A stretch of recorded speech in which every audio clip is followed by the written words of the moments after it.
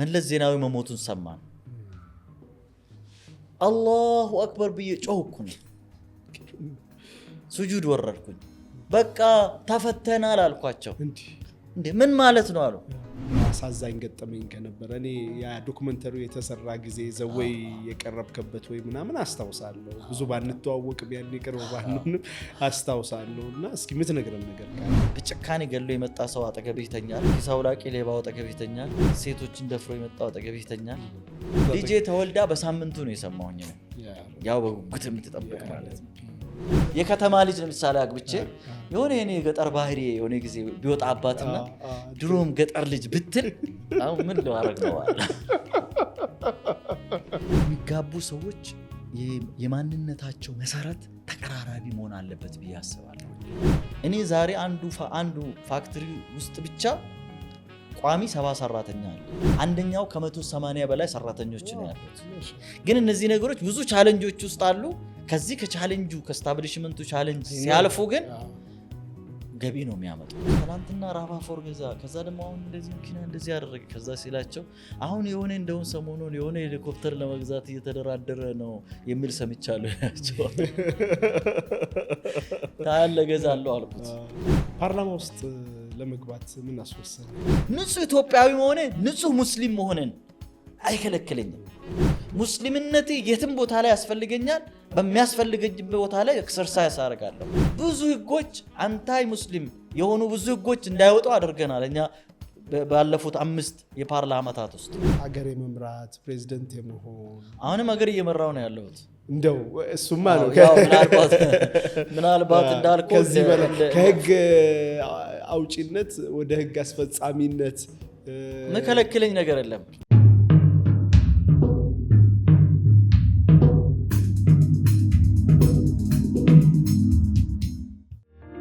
ዘመኑ የሩጫ ነው። በዚህ ኑሮና ህይወት፣ በዚያ ደግሞ ጤናና ረፍት ማጣት ከወዲያ ወዲህ በሚያራሩጠን ከባድ ወቅት የጤናችንን ጉዳይ ቅድሚያ ሰጥቶ ለሁሉም በጤና ስትቆዩ ነው የሚለን ኬርላንድ አጠቃላይ ሆስፒታል ነው።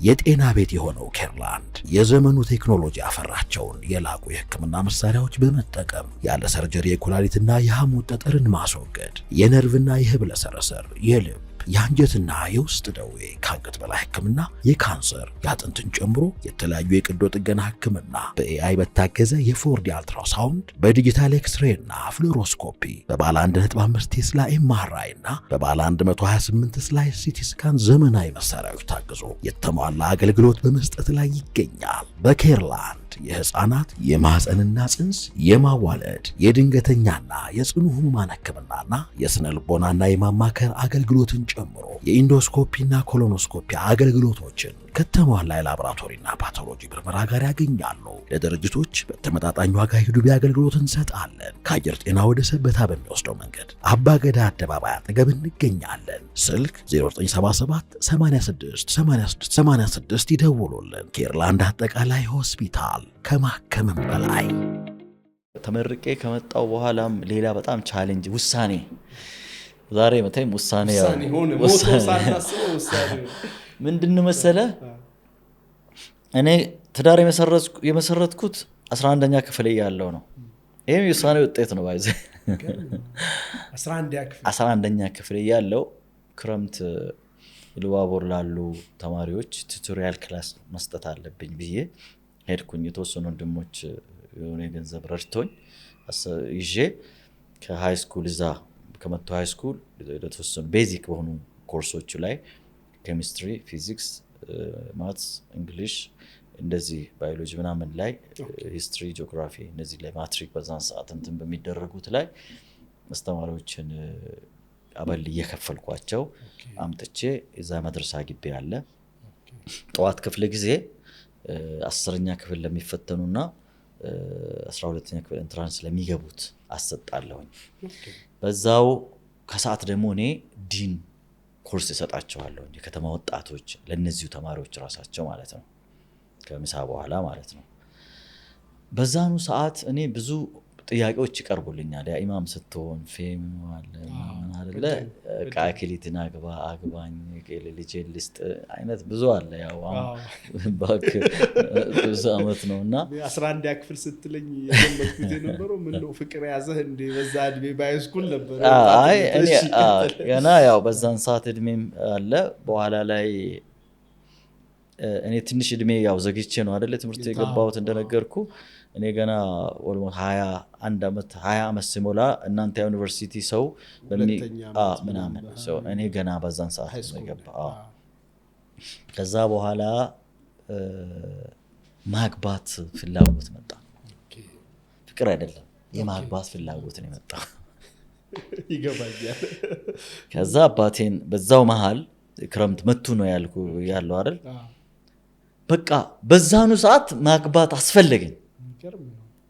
እዛ አባቴን አማከርኩት ጠራሁትና ከጠርኑ እሱ ያኔ የሚኖሩት አሁን ያው ከተማ ገብተዋል እና ማግባት ፈልጋለሁ አልኩት። ደንገጥ አባቴ ምን ሆነ ነው ኔክስት ይር ማትሪክ አለብህ ትጠበቃለህ ደው በቃ እኛ አካባቢ ሰው ሄዶ እንደዚህ አለ አባቴ። እኔ ቃል እገባልሃለሁ አልኩት። ምንም አልተዋጠለትም። አስደነገጥኩት በሆነ ቃል ምን እንዳስደነገጥኩት ታውቃለህ አባቴ? አሁን እኔ ኢማም ነኝ አልኩት። ሐፊዝ ነኝ ቁርአን ሐፍዛለሁ። እንደው ልጅ ዝሙት ሰራ ብባል ደስ ይልሃል አልኩት። ደነገጠ ታውቃለህ?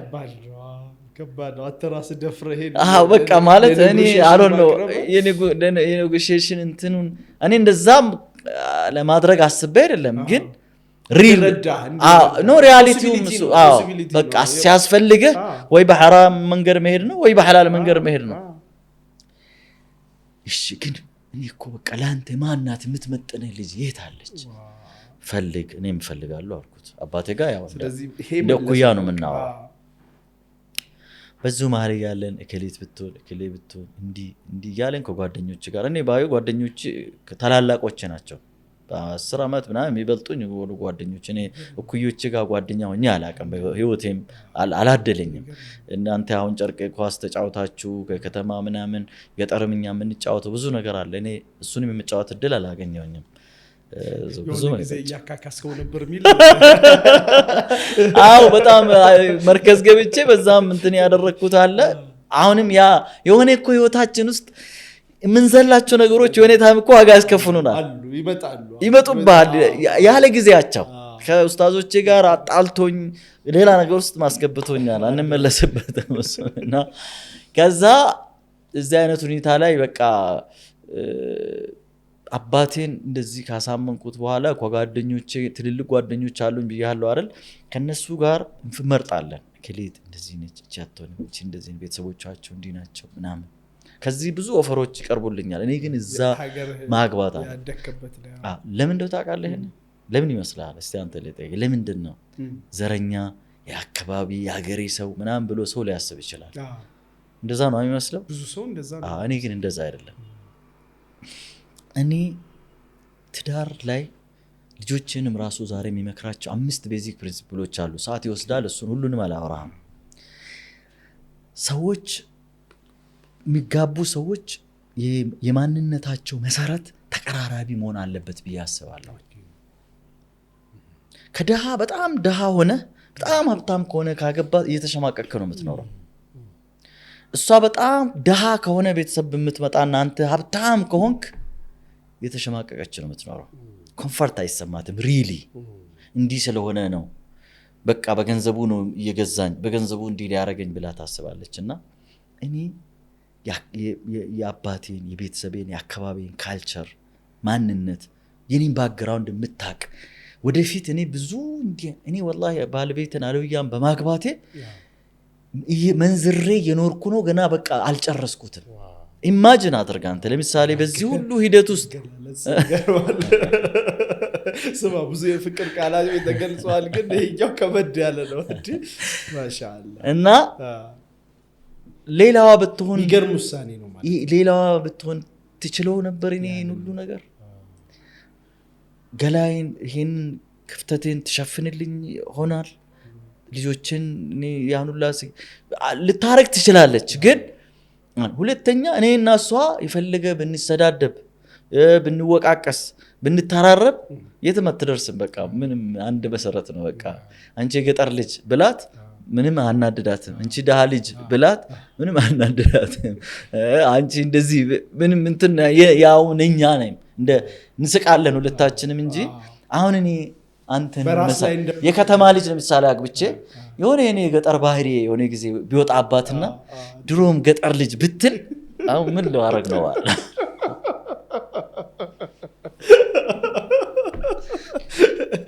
ተብለግን አታውቅም ምን ብትለኝም ምንም እንትን አይለኝም። ሌላው ምንም አያሳምመኝም። አልሰማ የኔ የምትለው ሰው ገብቶሃል። አሁን ለምሳሌ እኔና ባለቤቴ በዛ መልኩ ተጋባ። በቃ ከዛ አገኘኋት ተማሪዎች መካከል አላቃትም። ቤተሰቦቿ አውቃቸዋለሁ፣ አባቷን እናቷን። ይሄን ብዙ ቦታ ስላወራው ዝርዝር ተጋባን። መጋባቴ ራሱ በዛን ሰዓት በጣም አንድ አጎቴ ልጅ አለና ሱቅ አለው በጣም በቃ ካሚል ሸምሱ አለኝ።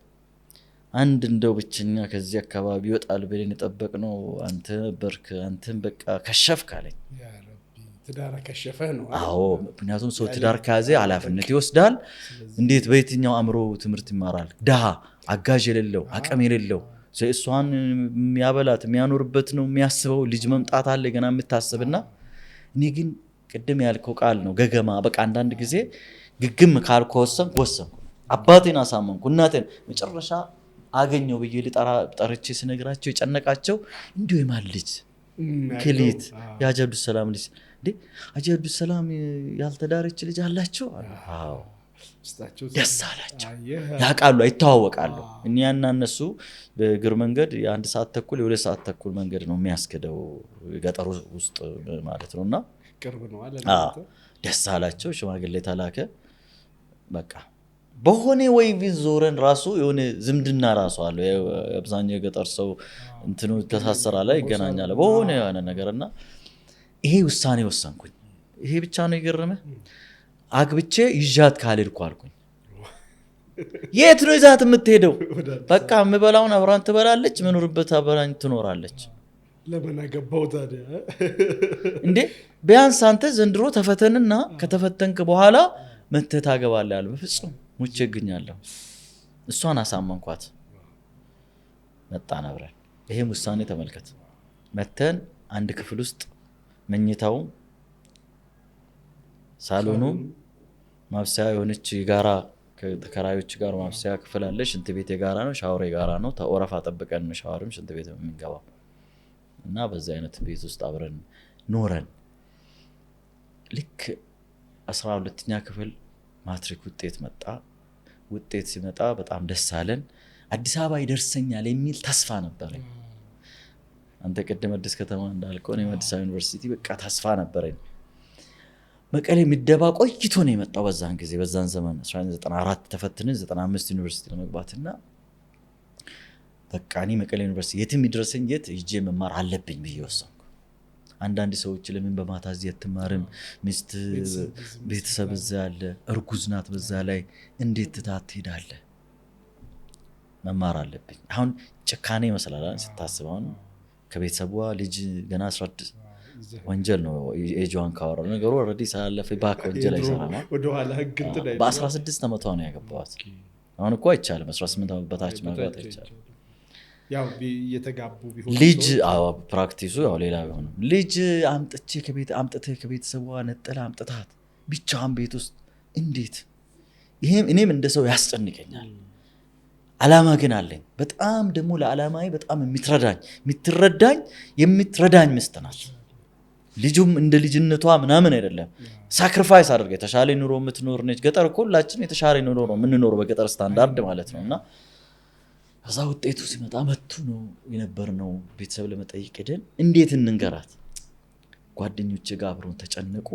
ከዛ የሆነ ቤት ውስጥ ያው ውሳኔ አንዳንድ ጊዜ እኮ ይጋባል እኮ ገብቶሃል። እኔ ከአባቴ ከቤተሰቦቼ ወሰድኩ አይደለ ከኔ ወደ እሷም ተጋብቶ ከዛ ምንድነው የምታንሾካሹኮት ብትጨነቁት አለችን።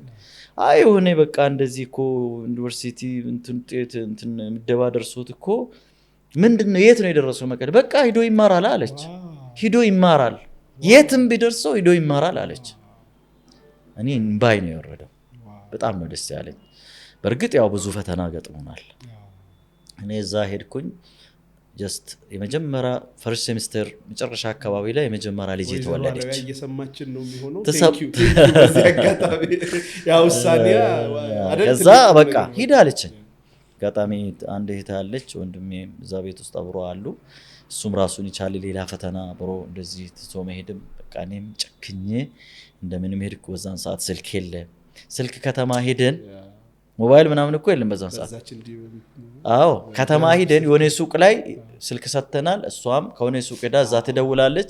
በዚህን ቀን በዚህን ሰዓት ይደውልልኝ፣ በዚህን ቀን በዚህን ሰዓት እደውልልሃታለሁ፣ ትጠብቀኝ። በሳምንት ማለት ነው።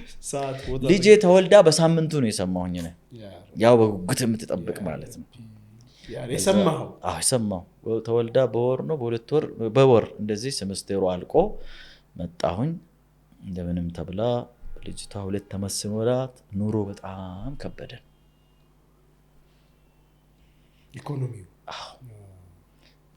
ልጅ አለ፣ ቤት ኪራይ አለ፣ ገቢ የለም። በቃ ምንም እዛ አካባቢ መስጂድ የምናሰግድ እቺ የምትመጣው ነገር ኦልሬዲ እኔ እዛ ሲሄድ ኢሚዲየትሊ ቆማለች። አንዳንድ ወንድሞችን እያስቸገርኩ መዝለቅም አልሆነልኝም። ቅድም የነገርኩ ችግር አለ፣ የተፈጥሮ ባህሪ። ከዛ ቁጭ አለና ተወያየን፣ ምን እናደርግ። እቺ ልጅ 2 ዓመት ሞልቷታል። እቺን አያቶቿ ጋር እናስቀምጣትና ለምን እኔ ሳውዲ ሄጄ አልሰራም አለች። ይሄ ውሳኔ ለመወሰን በጣም ነው የከበደን። በቃ አወራን። የውሳኔ ሰዎች ስለሆን እኔም እሷም መወሰን ስለነበረብን አጋጣሚ አባቷ ዑምራ ይሄዱ ነበር። በዛን ሰዓት ይዘዋት እንዲሄዱ ሸኘኋቸው። የሆነ ነገሮችን አመቻቸ። ያኔ ጉዞ በጣም ትንሽ ብር ነው፣ 6000 ምናምን ብር ነው የሚከፈለው ሁሉ ነገር። 6000 ብር ቲኬቱን፣ ቪዛ ምናምን ኤቭሪቲንግ ጨርሶ ማለት የምትሄደው እና እዛ አንድ ወንድሜ ፋሲሊቴት አደረገን። ወንድሟ እዛ አለ እንደ አማና ላኩ እሷ ጋር። በቃ እሱ የሆነ የተሻለ ቤት ወስዶ አስገባት። የቤት ሰው ሰራተኛ ሆና ሰርታለች አለ። የዛሬ ብዙ ሰው ዛሬ የምንኖርበትን ቤት ምናምን ሲያይ ብለን ከላይ እንደዚህ የሆነ ቦታ ላይ መተን ጉባ ያለ ይመስለዋል። 1 ዓመት ከ6 ወር እዛ እንደሰራች አልቻልንም። ተለያይተን መቀመጥ አልቻልንም። አጅበው ነገር እሷ እዛ መኖር ፔንፉል ሆነ። በእሷ ላይ በእኔ ላይ መምጣት አለብሽ አለ። አየህ ትንሽ ልስራ ምን ባዶ እጄን እመጣለሁ ምናምን የሚባል ነገር። አንተ ጨረስከ ትምህርቱ? ምን ጨርሳለሁ እንደ ምን እሱ አይደለም የሚገርመው። ትሂድ አልቻልኩም ብለህ ከሄደች በኋላ እንደገና የት ነው የምንኖረው? ዩኒቨርሲቲ ታስታውስ እንደሆነ ኮስት ሼሪንግ የሚባል ነገር አለ። ኮስት ሼሪንጉን ከዛ ምን ማድረግ ኤክሰርሳይዝ አደረግኩኝ። አይ ቲንክ ገና ለመመረቅ እኮ ገና 1 ዓመት ሙሉ ይቀረኛል። እኔ እሷ ስትመጣ ገና 2 ዓመት ነው የሚቀረው። ከዛ እኔ አልኳት ምን እናደርጋለን? አብረን መቀሌ እንኖራለን አልኳት። ከዛ ኮስት ሼሪንጓን የምግቧን የአልጋዋን ወሰድኩና ውጪ ቤት ተከራይቼ የሚተርፈውን በጣም አዝናንቶ ሁለታችንን የሚያኖር ሆነ። ከዛ ቤት ተከራየው መጣች። ከዛ በኋላ መቀሌ አብረን ገባን። ትምህርት ቤት እማራለሁ። በቃ ደስ የሚል ላይፍ አብረን መኖር ጀመርን ማለት ነው። ከዛ ግን ምን ሌላ ቻሌንጅ መጣ። ኦሚማ 4 ዓመት ሊሞላት ሆነ። ትምህርት መጀመር አለባት። ከዛ በኋላ በቃ መማር አለባት እና ልጅቷንም ከዚህ በላይ ሰፈር ማድረግ የለባትም። እኔ በየአመቱ በየሴሚስተሩ እንደመጣው ሮጬ እሷን እጃታለሁ። በቃ በጣም ከኔ ከአባት ከናት ተለይታ 3 ቦታ ላይ ተከፈልን ማለት ነው። እሷ ሳዕዶ ያለች፣ እኔ መቀሌ ያለው፣ ኦሚማ ኢሉባቦር ነው ያለች። ይሄ ከባድ ነገር ነው፣ በቃ ከባድ ፈተና። ከዛ በኋላ ሁለቱም ቢያንስ ሪጆይን አረኳቸው። ቤት ተከራይቼ 1 ክፍል ቤት ተከራየሁኝ። አላህ ጀዛቸውን ይክፈላቸው። አንዳንድ ወንድሞች የቤት ክራይ ሸፈኑልኝ። ከዛ መኖር ጀመረን ማለት ነው። በቃ ከዛ በኋላ እኔም እዛ ኮስት ሼሪንጓን የተወሰነውን ወደዚህ ያላኩኝ ተመርቄ ኮስት ሼሪንግ ያስተዳደረ ብቻኛ ያስተዳደረ በኮስት ሼሪንግ ቤተሰብ ይመራ በረካ እና ከዛ በኋላ ተመርቄ መጣው ተመርቄ ሲመጣ ውጤት 3 ምናምን ሰምቲንግ ነበር ከሎው ስኩል ተመርቄ ሲመጣ መንግስት ወዲያው መደበኝ የት መደበኛል መሰለ ቄለም ወለጋ የናዲስ ዞን አቃቢ ህግ አድርጎ ኦሮሚያ አቃቢ ህግ አልሄድም አልኩኝ ሹፊ ውሳኔ ሌላ ውሳኔ ነው ትልቅ ደሞዝ ነው ለኛ የሚከፈለው ለማንም አይከፈልም 2800 ብር ነው በዛን ሰዓት የሚከፈለው ለህግ ተመራቂዎች ማለት ነው ሬቱ ከፍ ያለ ነው ሌላው 1800 ሺህ ሰምቲንግ ነው እኛ ግን 2700 አካባቢ ነበር ትልቅ ደሞዝ ነው እኔ ከዚህ በላይ ከቤተሰቦቼ ካሁን በኋላ ወሰንኩኝ ምን ከሚስቴ ከልጅ አልለይም ሂጄ እንኳን አላይም አልኩኝ እሺ ተባለ እሺ ስራ ፍለጋ ከዛ እዛ እዚህ ወራቤ ባለፈው ማርፍደን የመጣው ተናግሬያለሁ ወራቤ አሁን ዶክተር ሳኒ ረዲ አሁን ዶክተር ሆነዋል እሳቸው ነው ያን ያስተዳደር ነበሩ ትናኛ ጋር ቀርቦ ነው አዲስ አበባ በምትፈልግበት ሰዓት ትሄዳለህ የፍርድ ቤቱ ምክትል ፕሬዝዳንት እናረጋለን ከዛ በኋላ ምናምን ሄድኩ ወራቤም አየሁኝ ሩቅ ነው አንድ ሰው አንድ ወንድም እንደውም ከዛ እዚህ ወስዶኝ ዳኛ እንደሆነ ማለት ነው አልሄድም አልኩ ከዛ የሆነ ወንድሞቼ ሰው ሊደርሺፕ ላይ ካሁን ኤክሰርሳይዝ ማድረግ መቻል አለበት ጎትኩቶኝ ወረዳ አመራርነትን ይጀምርና ከዛ ወደ ዞን እናመጣለን የት ነው የሚቀልን ተባለ ኦሮሚያ ልዩ ዞን ይሄ ከሚሴ እዛ ሄድኩኝ አወራዋቸው ተነጋገረን ምናምን በቃ ኢንሻአላህ እመጣለሁ አልኩኝ ጠፋው አልሄድኩም ሶስቱም ቦታ ከዛ በኋላ አዲስ አበባ አንድ ወንድም ጋር ዝም ብዬ ሌጋል ኦፊሰርነት ተቀጠርኩኛ 2700 ደሞዝ እየተከፈለኝ አንድ 6 ወር 7 ወር ቆየው ሳስብ እስረኛ ሊሆን ነው ደሞዝተኝነት አየዋት በዚህ 6-7 ወር ውስጥ እኔ ሀብታም መሆን ነው የምፈልገው መሪ መሆን ነው የምፈልገው ነፃነት እፈልጋለሁ ሀብታም መሆን መሪ መሆን ነፃነት መሪ መሆን ነፃነት ስትል ከምን አንፃር ነው ግባ ውጣ ሰዓት የሚቆጣጠረኝ ሰው እኔ አላህንም ለምኜዋለሁ በህይወቴ ውስጥ በዚህ ሰዓት ግባ በዚህ ሰዓት ስራ ግባ ውጣ ብሎኝ ሰው አያውቅም ያቺ 6 ወሯ ራሱ እንደ ፍሪላንስ አድርገው ሰደሞዝ ነው እንጂ የሚከፈለኝ ማለት ነው ከዛ ሳይ 2700 እኔ መኖር የሚመኘው እኔ አሁን ደሃ እኔ በነገራችን ላይ ባለውበት ቦታ ላይ ሆኜ ያለውበትን አይደለም ህይወት ዘመኔ ላይ ማስበው ባለኝም አላስብም ትልቅ ነገር ነው ማስበው ባለህበትም አታስብም ባለውበት አላስብም ባለኝም አላስብም ያዝ ከፈለ መሆን በሚፈልገው ነው ማስበው መድረስ በሚፈልገው ነው ማስበው ማድረግ በሚፈልገው ነው ማስበው ምንድነው መድረስ ብትፈልጊ ነው ቆያ ያኔ አሁን ያለውበት ጋር መድረስ ነው ለምሳሌ ኢትዮጵያ ሙስሊሞችን በቃ መምራትና መብቱ እንዲከበር ማድረግ አለብኝ ወደ ቢዝነስ ዓለሙም ስትመጣ የራሴ ፋይናንስ በቃ የራሴ ድርጅት የራሴ ገቢ ኖሮኝ ሰውን መቀጠር ማሰራ እንጂ ለማንም አለመስራት የተሻለ መኪና መንዳት የተሻለ ቤት ውስጥ መኖር አረ እኔ በሞዴል ነው ማስብ የነበረው የምርህን ነው والله በሞዴል ስትሰጠኝ በሚሰጠኝ አመት ላይ በዛ አመት ሞዴል ስጠኝ በ2020 ስትሰጠኝ 20 ነው የሰጠኝ በ2020 መኪና እኮ ነዳ ነበር ግን ማክሲመሙ ትልቁ በቃ እዚህ ሀገር ላይ የምንነዳው መኪና ምንድነው ትልቁን ሲሰጠኝ በ00 እኔ ነኝ ከዛ ቪትስ ነበረኝ ኮሮላ ከዛ በኋላ ምንድነው ቪታራ ነበረኝ እንዲ ያለ ነው እዚህ ደረሰው ወደ መሪነቱ መጣል ወደ ፖለቲካውና በደንብ መምጣት ፈልጋለሁ ትንሽ የቢዝነሱን ብዙ አንሄድበትም ትንሽ ልንካው እዚህ ጋር ነው ፖይንቱ ምን ልልህ ፈልጌ መሰለ ውሳኔ በዚህ ሰዓት አሁን ሰው የኛ ሰው ምን አይነት ብሄል አለ ማለት ያዙትን ይዞ ምናምን ምናምን እኔ የለኝም ያዝን ጣል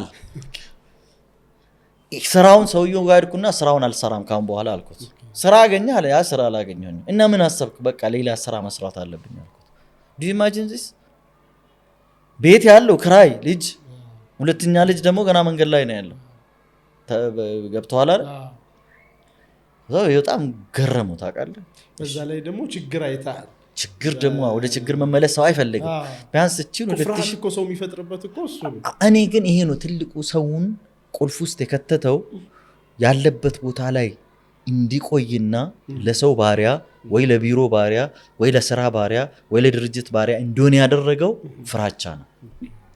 ያንን በድፍረት መስበር ያስፈልጋል። 2700 በጣም ብዙ ብር ነው በዛን ሰዓት። ገብቷል አይደል እንዴ? በጣም ብዙ ነው። እኛ ቤት ክራይ በዛን ሰዓት ራሱ በጣም አድጎ 800 ምናምን አካባቢ ነው የሚከፈለው። እኛ ምን ነው ተሻሽሎ 2 ክፍል ሆኖ ማለት ነው። በደንብ ማኖር የሚችል 2 ክፍል ሆኖ አንድ ሳሎን አንድ መኝታ ኖሮት ማለት ነው። አንድ ክፍል ወጣችሁ ማለት ነው። አንድ ክፍል አደገ። ከዛ ንግድ መግባት ወሰንኩኝ።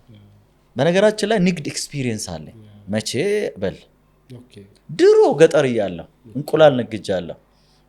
በደረሳነቱ ኖ በመሃል ደረስነቱ ህይወቱን ትቼ ወደ ሀገር ተመልሻለሁ አይደለ? ወደ አካዳሚክ ትምህርቱ ወደ መርከዝ ከመግባቴ በፊት ጋፕ ነበረኝ። ቡና ነግጃለሁ፣ ቅቤ ነግጃለሁ። በዘንቢል በቃ ጭንቅላቴ ላይ ተሸክሜ ከሆነ ከተማ ወደ ከሆነ ከተማ አምጥቼ ሳልባጅ ነግጃለሁ። አዲስ አበባ ድረስ እያመጣሁኝ ከብት ነበረኝ በልጅነቴ። ከብቶች አባቴን እናቴ ሲወለድ የሰጡኝ ከብት ተባዝቶ የተወሰነ ያክል እኔ ደረስኩባቸው አሉ። ፈረስ ነበረኝ። ደን ከዛ በኋላ ምንድነው ንግድ ዓለም ለኔ አዲስ አይደለም ማለት ነው። ሶ ህይወቴን አሁን ሊደርሺፑ ላይ ቀና ያለ መሪ ብዙ ጊዜ ኢማምም እኮ ስትሆን ደሞ ሲከፈልህ እኮ ሰዎች ያዙሃል እኮ። ሰዎች አንተ ማኒፑሌት ሊያደርጉ ለምን እንዲህ አይነት ዳዕዋ ታረጋለህ? ለምን እንደ ኹጥባ ታረጋለህ? ሰላት አስረዘምክ አሳጠርክ ትባላለህ እኮ። እኔ ይሄ በጣም አይሆንኝም፣ ከኔ ተፈጥሮ ጋር አይሄድም፣ አልሰማም፣ ጣላለሁ ከዛ ካሉ አመራሮች ጋርና እዛ 2700 ደሞዙን አልፈልግም፣ ተው አልቀበልም፣ ካሁን በኋላ በቃ አቁሜያለሁ ብዬ ቤት ገባሁ። የሆነ ጊዜ የሆነች መሬት ከናቴ ወርቅ አሳምኛ ታሽጬ የሆነ መሬት ገዝቼ ነበር። እሷን እንደምንም ብዬ ሸጥኳትና ኮንትሮባንድ ንግድ ጀመርኩ። ሪስክ ያው ቅድም ደግሞ እቺ ሪስክ ደግሞ ተለማምደ በዛ ንግድ ዓለም ውስጥ ገባሁ። በሻንጣ ጀመርኩኝ ያመጣው ከዱባይ ገና ማለት ነው። ይሄ አዎ በጣም ማለት ብዙ ብር ነው። በ20 ሺህ ብር እንኳን ብታመጣ ብሩ ብዙ ስለሆነ በዛን ሰዓት ወደ በ100 ሺህ ብር ብታመጣ 20 ሺህ የሆነ ነገር የሆነ ሰርቪስ ምናምን ለሚያደርጉ ሰዎች የሆነ ቦታ ላይ ትከፍላለህ። ከዛ በኋላ የሆነ ያክል ብር ታተርፋለህ። እሷን እያደረኩ ሁለት ሻንጣ አመጣለሁ። ከዛ ወደ በካርጎ ማምጣት ጀመርኩ። ከዛ በኋላ ሱቅ ከፈትኩ። 2001 ላይ ፍቃድ አወጣሁ። ከዛ ጎበዝ በቃ ኃይለኛ ኢምፖርተር ሆንኩ። ምን ላይ ኤሌክትሮኒክስ ዕቃ ላይ ኮምፒውተር፣ ዴስክቶፕ፣ ላፕቶፕ፣ ፕሪንተር የመሳሰሉ ነገሮችን አምጥቼ ከሊፋ ላይ እስከ 2004 በደንብ መስመር ይዞ የተለያዩ የመንግስት ጨረታዎችን ማሸነፍ ጀምሬ በ100 ሺህ ቤቶች በሚሊዮን ቤቶችን በቃ ኦፈሮችን አግኝቼ ስል በዛ በመሃል ደግሞ ወያኔ ያሰረን። ድምጻችን ይሰማ እንቅስቃሴ መጣ። እኔ በዛን ሰዓት ላይ በቃ መጀመሪያ መኪና ለራሴ ገዛሁ። ከቤት ክራይ ውስጥ ያለው ለመኪና ቫልዩ ሰጣለሁ ነው። ለምን ነው ቫልዩ ለመኪና የሚሰጠው መሰለ? እንደፈለክ ትንቀሳቀሳለህ፣ ፈለክበት ቦታ ትደርሳለህ፣ ይቃህን ትጭንበታለህ። ገድብ ነገር አትፈልግም አንተ። እኔ ደግሞ በቃ መንቀሳቀስ የሚገድብ ነገር አልፈልግም። በታክሲ መጠበቅ፣ በባስ ይጃለው፣ በታክሲም ይጃለው፣ ሁሉ ብለን እንትን አይደለም። ግን በእግርም ረጅም ይጃለው፣ ቀን ሙሉ በእግር ይጃለው፣ ብርቅ አይደለም። ኤኒዌይ በዛ መልኩ ነው ወደ ሙሉ በሙሉ ከዚህ ከቀጠር ወደ ንግድ የገባሁት። ሞያ ሐላሳሳህም ያኔ ሎየር የመሆን እኔ ሲጀመር እኔ በሞያዬ ተቀጥሬ ደሞዝ መብላት አላማ አልነበረኝም። ሞያዬን አላማ ያደረኩት የኢትዮጵያ ሙስሊሞችን መብት አስከብርበታለሁ የሚል ህልም ነው የነበረኝ። እንዲህ ሞያማ ቢሆን ኖሮ እኮ ወላጆቼ ኤክስፔክት የሚያደርጉ የነበሩት ሜዲሲን ነው የሚማረው ይሄ ልጅ ዶክተር ብትሆን አይደለም። ከገባህበትም በኋላ እኔ በሞያ ይበላለው ያበላል ምናምን። ብዙ ሰው አሁን ብዙ ወጣት ዩኒቨርሲቲ ሲገባ ከሚያነሳቸው ጥያቄዎች ሙያው ያበላል አይደለ? ያበላል ማርኬት አለው ይላል። እኔ አስቤው አላቅም። አላህ በሚያውቀው ያበላል ሳይሆን እዚች ሀገር ላይ የሆነ ቦታ ላይ የሙስሊሙ መብት ለማስከበር ያግዘኛል ነው የነበረው። አስቤ አላቅም። ብዙ ጊዜ ላለው ትምህርት የነጻነት መንገዴ ነው እንጂ ሌላ ነገር አይደለም። እስረኛ ልትሆን አይገባም። የፊልድ እስረኛ ሰው ከሆነ አለቀለት እኮ። ትምህርት መሰላል ነው። ትምህርት መዳረሻ ነው። ቬሂክል ነው፣ የሆነ ቦታ ነው ሊያደርስ የሚገባ እንጂ ሊነዳህ አይገባም። እና ቢዝነሱ አልከበደህም ወደ እኔ ምንም አልከበደኝም ቢዝነስ ውስጥ ገባው ማለት ነው ቀላል ነው ቢዝነስ ከዛ ድምጻችን ሲመጣ ያው ሱቄ በጣም በጥሩ ሁኔታ ተደራጅቶ ለሶስት ሰራተኛ ኖሮ ይቃተለ ሚያጅብ ጨረታ ካሸነፍኩባቸው ጨረታዎች ውስጥ በኋላ ነው ማቆ የጨረታ እንዳሸነፍኩ ታውቃለህ የብሔራዊ መረጃ ደህንነት ይወዳል ድሮምስ መስራት አላወቅንም መጨረሻ ስራ አይት እንደ ያዛ አንድ ቀን እቃ ጭነንላቸው ስንሄድ ብሔራዊ መረጃ ደህንነት ነው ጠረጴዛ ፈርኒቸር ዴስክቶፖች ምናምኖችና ለተለያዩ መስሪያ ቤቶች ነው ዋና ሄዶ ኦፊሱ ገዝቶ ለነሱ ስናደርስላቸው ነበርና በኋላ ላይ ሲከታተሉን የነበሩ መኪኖች እኔ ድሮ እዛ ማቃቸው የነበሩ መኪኖች ናቸው 2004 ላይና በዛ መልኩ ወደ ቢዝነስ ገባው ከዛ በኋላ የተወሰነ ጥሩ መስመር ከያዘ በኋላ 2004 ታሰርን እኔ ስታሰር ባለቤቴ 2 አመት ሞከረች ከዛ በኋላ እዛ ላይ የነበረውን አነሳችና የሆነ ቦታ ገዛችበትና ቢዝነሱን ሸዳውን አደረገችው ፍቃዱን መለሰች ድምጻችን ይሰማ ላይ ብዙ አልጠይቅህም ራሱን የሚችል ብዙ ሰፊ ነገር ስለሆነ እና ብዙም ተወርቷል አክቹአሊ እና ግን ሜቢ እስር ቤት ውስጥ በቆየህበት ጊዜ እንግዲህ ከዛ በፊት የነበረው ዓለም ሞር የትግል ተስፋ የሩጫ ዓለም አሁን ገታክ በቃ እዛ ለሆነ ያህል አመት አትወጣም እዛ ውስጥ አሳዛኝ ገጠመኝ ከነበረ እኔ ያ ዶክመንተሪው የተሰራ ጊዜ ዘወይ የቀረብከበት ወይ ምናምን አስታውሳለሁ ብዙ ባንተዋወቅ ቢያን ይቀርብ ባንንም አስታውሳለሁና እስኪ ምትነግረን ነገር ካለ ያልተሰማ ብለህ አይ አክቹአሊ ብዙም ያልተሰማ ነገር የለም በዋነኝነት ምን መሰለ እስር ቤት ስትገባ በራሱ እስር ቤት ቶርች ያረጋል ጭንቅላትህ በአላማ ግን ስትገባ ቅድም መግቢያ ላይ እንዳልኩ ከፍ ያረጋል እንጂ አይሰብርህም እና በጣም ከባድ ፈተና ነበር በተለይ ማዕከላዊ 3 ወር ከ15 ቀን ከዛ ውስጥ ደግሞ የጀመራ 1 ወር ቶስ ቻሌንጂንግ የስቃይ አይነት ብዙ ነበር በወራ ዛሬ ብዙም ትርጉም የለውም አልፈዋል ከዱላው ከሌሊቱን በሙሉ ቀን ሙሉ ስጾም ውለ ሳታፈጥር እስከ ሌሊቱ 5 ሰዓት 6 ሰዓት ሰላት እንኳን ለመስገድ ጊዜ የማይሰጡበት ተጨባጭ ላይ ነበረበት ሁኔታ ነው ያለው እና በቃ ቆመ ብቻ ረጅም ሰዓት ፊትን ግድግዳ ላይ ደግፈ መቆም በራሱ ምን ያክል ቶርች እንደሆነ እና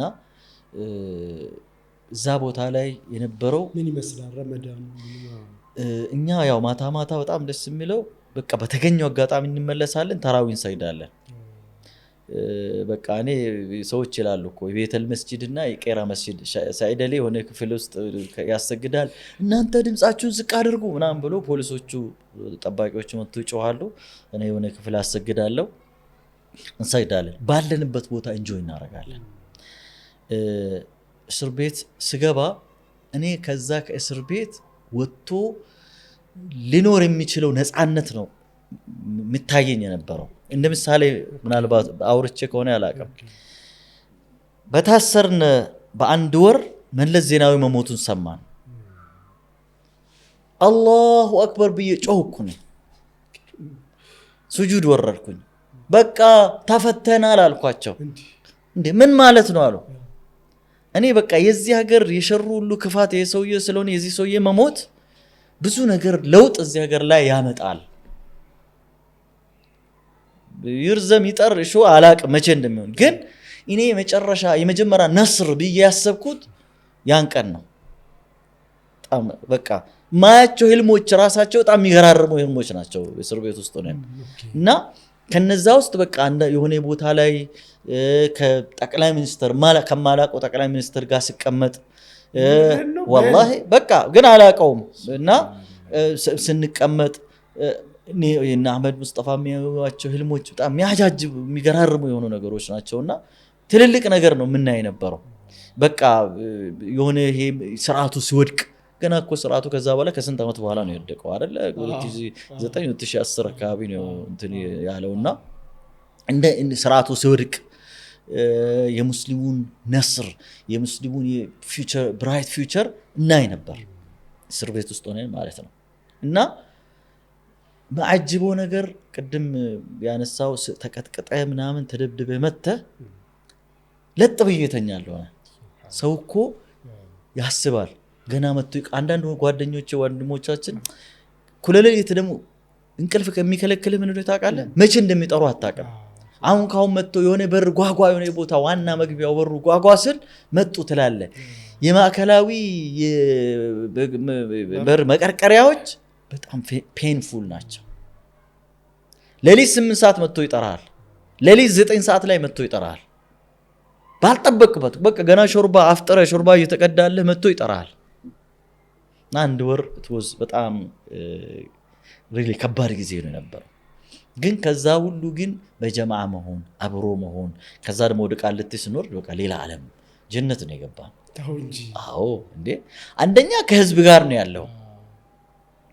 ሁለተኛ ቤተሰብህን ታገኛለህ በነፃነት። ሶስተኛ መጽሐፍ ታገኛለህ ታነባለህ። ማዕከላዊ የተወሰኑ ቀናት አካባቢ የተወሰኑ መጽሐፍቶችን ይሄኛው ሲሪየስ የሆኑ ተራሮችን ያንቀጠቀጡ መጽሐፍቶች እዛ ነው ያነበብኩት። ብዙ የትግል ታሪኮች እዛ በብዛት እዛ ነው ያሉት። የወያኔ የትግል ታሪኮችን ከደርግ ጋር የነበሩትን ብዙዎቹን እነሱን በጣም እነሱን አንብቤናቸዋል። እና የሚገርምህ ነገር እነሱ በቃ በጣም ያልቻሉት ከመጨረሻ ድረስ ሁለት ነገር አልቻሉም። እኛም መከፋፈል አልቻሉም። መጥቶ ስለ አንዱ እንደከሌ እኮ በቃ ይሄው መሰከራለሁ ብሎ ፈርሞ ሊወጣ ነው ብሎ መጥቶ ይነግራል።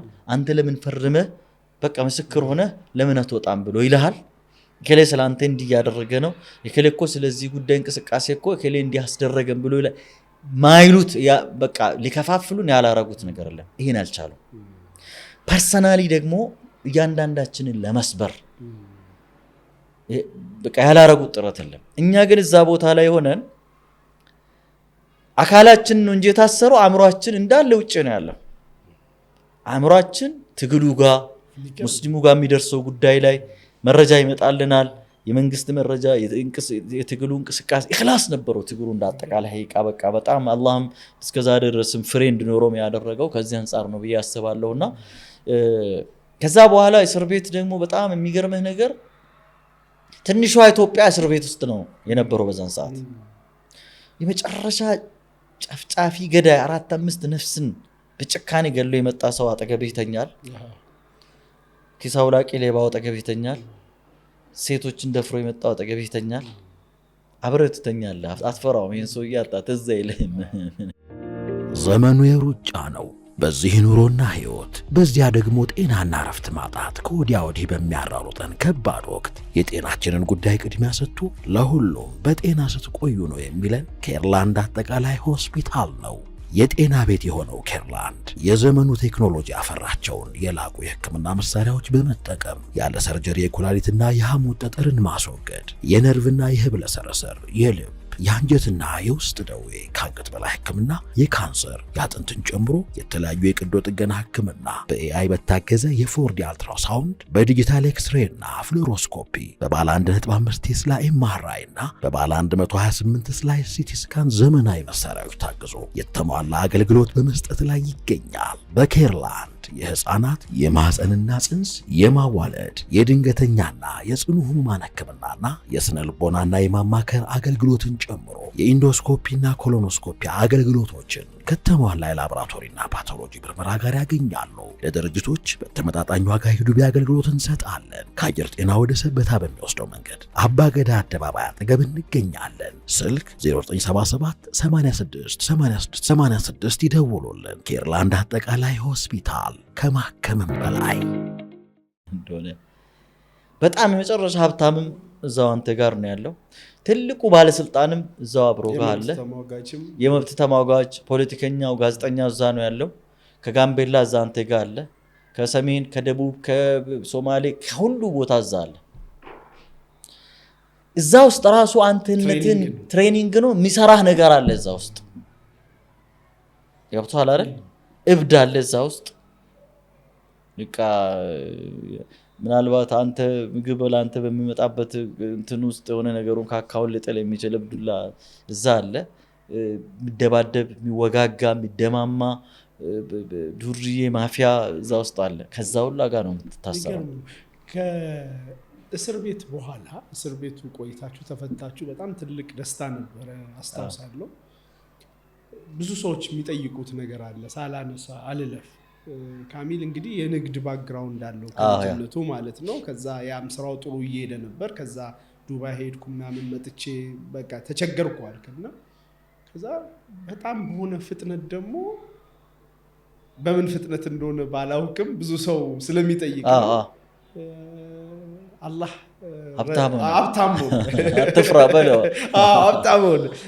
እኔ ውጭ ነበርኩ ለፒኤችዲ ለሆነ ነገር ሄጄ እዛ ያሉ ሰዎች ራሱ የሆነ እንደማንሳ ይገረማሉ። እና እንደው ክሊርም ለሰውም እንዲሆን በጣም ጥሩ ጥያቄ ነው፣ ትክክለኛ ጥያቄ ነው። እና ሰዎች ምን ይላሉ መሰለህ ላንሳለ እኛ ብዙ ጊዜ ነገሮች ግራጁዋሊ ነው የሚሄዱት ሰብሩ ስናሰለጥንም ምናምን እንላለን። በደረጃ ነው ስንል የደረጃውንማ ሰምተናል የሊፍቱን ግን አይነግሩንም። መች ነው በሊፍት የወጣችሁት የሚለውን አይነግረንም። እና በሊፍት የመውጣት የሚመስል አይነት ነገር ፍጥነት ያለው ነገር የሚመስል ነገር ታይተዋል። እና ምንድን ነው እዛም ጋር ውሳኔ ከነበረ ኦር ኤኒቲንግ ከነበረ? ውሳኔዎች አሉ። በመጀመሪያ ደረጃ እንደነገርኩ ተጠይቀህ ታውቃለህ? ጥያቄ መጠየቅ ብቻ ሳይሆን ሀሜቶችን ሰማለው፣ ሰዎች ያወራሉ፣ መጥቶም የጠየቁኝም አሉ። እንደዚህ ሰዎች እንዲያወራ በሚዲያ ማንም አልጠየቀኝ። እንደውም ደስ ይለኛል በሚዲያ ሰዎች በጠየቁኝ ብዬ። የሆነ ጊዜ ተናድጄ ምን ብዬ አውቃለሁ መሰለህ? ካሚል ገንዘቤን ወስዶ እዚህ ሀብታም ሆነ ብሎ የሚል ሰው ካለ ይምጣ፣ መንግስት ደግሞ እዚህ ጋር ዘርፎኛል ወስዶብኛል ብሎም ካለ መንግስትም መጥቶ ይጠይቀኝ። እስቲ አንድ ሰው ወጥቶ ይሄን ሰጥቻለሁ የሚል ሰው ካለ ይምጣ ብዬ ነበር ይል ነበር የሆነ ጊዜ። እንዲህ በሚዲያ ወጥቼ አላወራሁም። ሰዎች ያው ሀሜት ሰማለሁ። ግን ምን አለ መሰለህ ሀሜቱ በጣም ብዙ ነው። ግማሹ የድምጻችን ይሰማ ገንዘብ በልቶ ነው ይላል። እኔ ብቻ ነው እሱን ከሆነ የሚበላው ሌሎቹ ጋር እኩል ነው። በቃ ለምሳሌ እኔ ቤት ከነዳው ሌሎች ወንድሞቼ በሙሉ አብሮ መንዳት አለባቸው፣ እኩል ክፍፍሉ በደርሰ።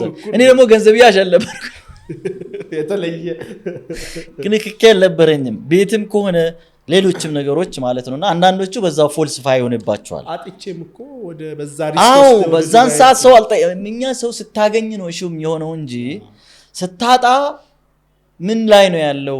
ጥቂት ሰዎች ይጠይቃሉ። መፍትሄም ባይኖራቸው ወይም አቅም ባይኖራቸው ለማገዝ የሚሞክሩ ሰዎችም ነበሩ። የነሱንም ውለታ እንደው ማጥፋትም ተገቢ ስለማይሆን ማለት ነውና ግን ሞር ኦፍ እንዴት ሆኖ ብሎ ፖዚቲቭሊ ሰዎች ቢጠይቁ በጣም ደስ ይለኛል። ይሄ ነው አሁን አንተ የጠየቅኝ። እኔ በዚህ መልኩ ነው የምረዳው። እንዴት በአንድ ጊዜ ሀብታም ሆነ? እኔ በአንድ ጊዜ ሀብታም አልሆንኩም፣ ሊሆንም አይቻልም። ግን ምን አለ መሰለ አንዳንድ ጊዜ ኦፖርቹኒቲዎችን መጠቀም መቻል አለብህ።